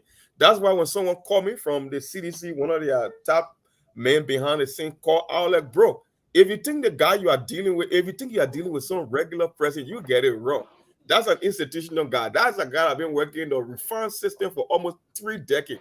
If you think he's pushing that list just for the sake of pushing that list, then you got nothing coming. He more focused about implementation than giving you a list. So a unity party, after a couple of days, like over a week, if you say you just want to sign up, we will all, even if the blind man on the script will know that this is for politics, for political reason, and you are not interested in implementing it. So at this stage, I don't think it's going to We're benefit. leaving now. The show finished. Yeah, it won't benefit them. Yeah, we're not taking any more call. We'll be here for 3 We're not hours. waiting for the time, guys. We'll do it again another day. Yeah, We'll from Liberia, you want to close? Yeah, Mr. Kane. So I mean, like we've said it all, and I know I trust Mr. Comey. Like I said, I've always said this. I trust him. I trust his leadership ability, and I know this is a man who will not. Before Mr. Comey comes up with anything, he got 2 plans. He got plan A and plan B, and this is a leader that I trust. I know with the 12 proposal that has been posted to and Mr. Khan, like we said, over a week there has been before CDC, the UP should have taken advantage. You are calling for a opposition unity, but you have something right before you in the interest of the Liberian people. You did not take advantage of it, only because the CDC had committed themselves to it, and now you want to come because I know UP only survives on one thing, and that is propaganda. And I will tell you this for fact: you will see them now in the news. They will now start saying that or they want to commit themselves to this list. And it has been before them. That was the best opportunity UB should have used to bring back the unity of the opposition, taking a list and committing themselves to it that will implement. But this is to tell you that these people have a different motive. And with no doubt, they have nothing different in the interest of the Liberian people, but they only come back and pay debt and do different things.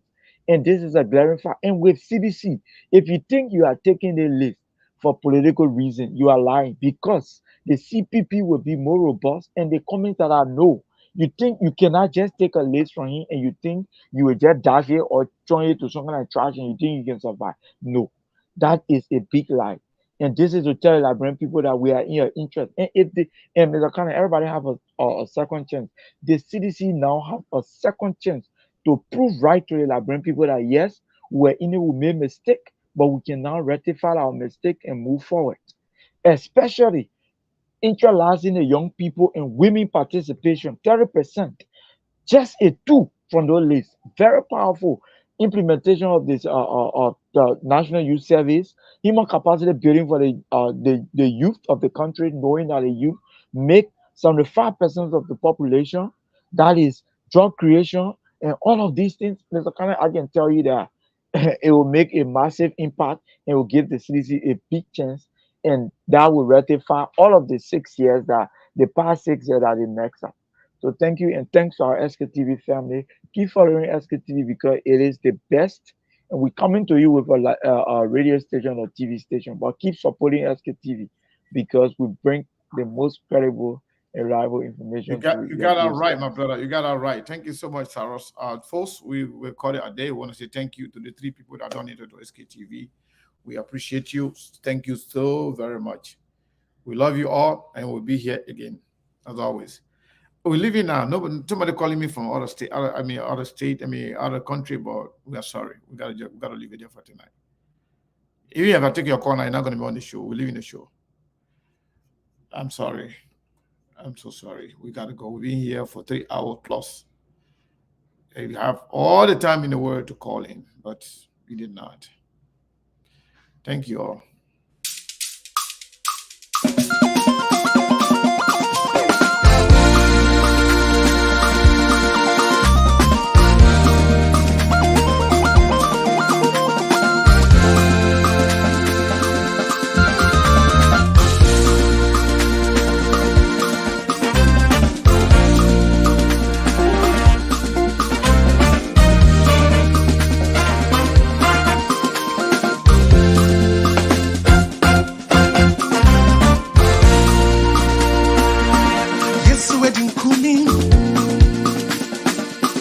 Over Satan power,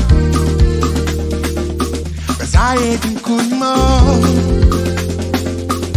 I'm an overcomer. Yes, we're doing good more. Over Satan power, 'cause I ain't good more. See, I'm an overcomer. 'Cause say yes, we're doing good. Yes, we're doing good. Over Satan power, desire in Kuni. I'm an overcomer. I say yes, we're doing Kuni. Yes, we're doing Kuni. Over Satan power, desire in Kuni. I'm an overcomer. I'm a dinner, one me to Hosanna. Hosanna. I'm for you now, Hosanna. Jesus, Narbano. Hosanna. I'm for you now, Hosanna. one me to Hosanna. Hosanna. Jesus, Narbano. Hosanna. I mean, you know, I won't bother say. Hosanna. Jesus, Narbano. Hosanna.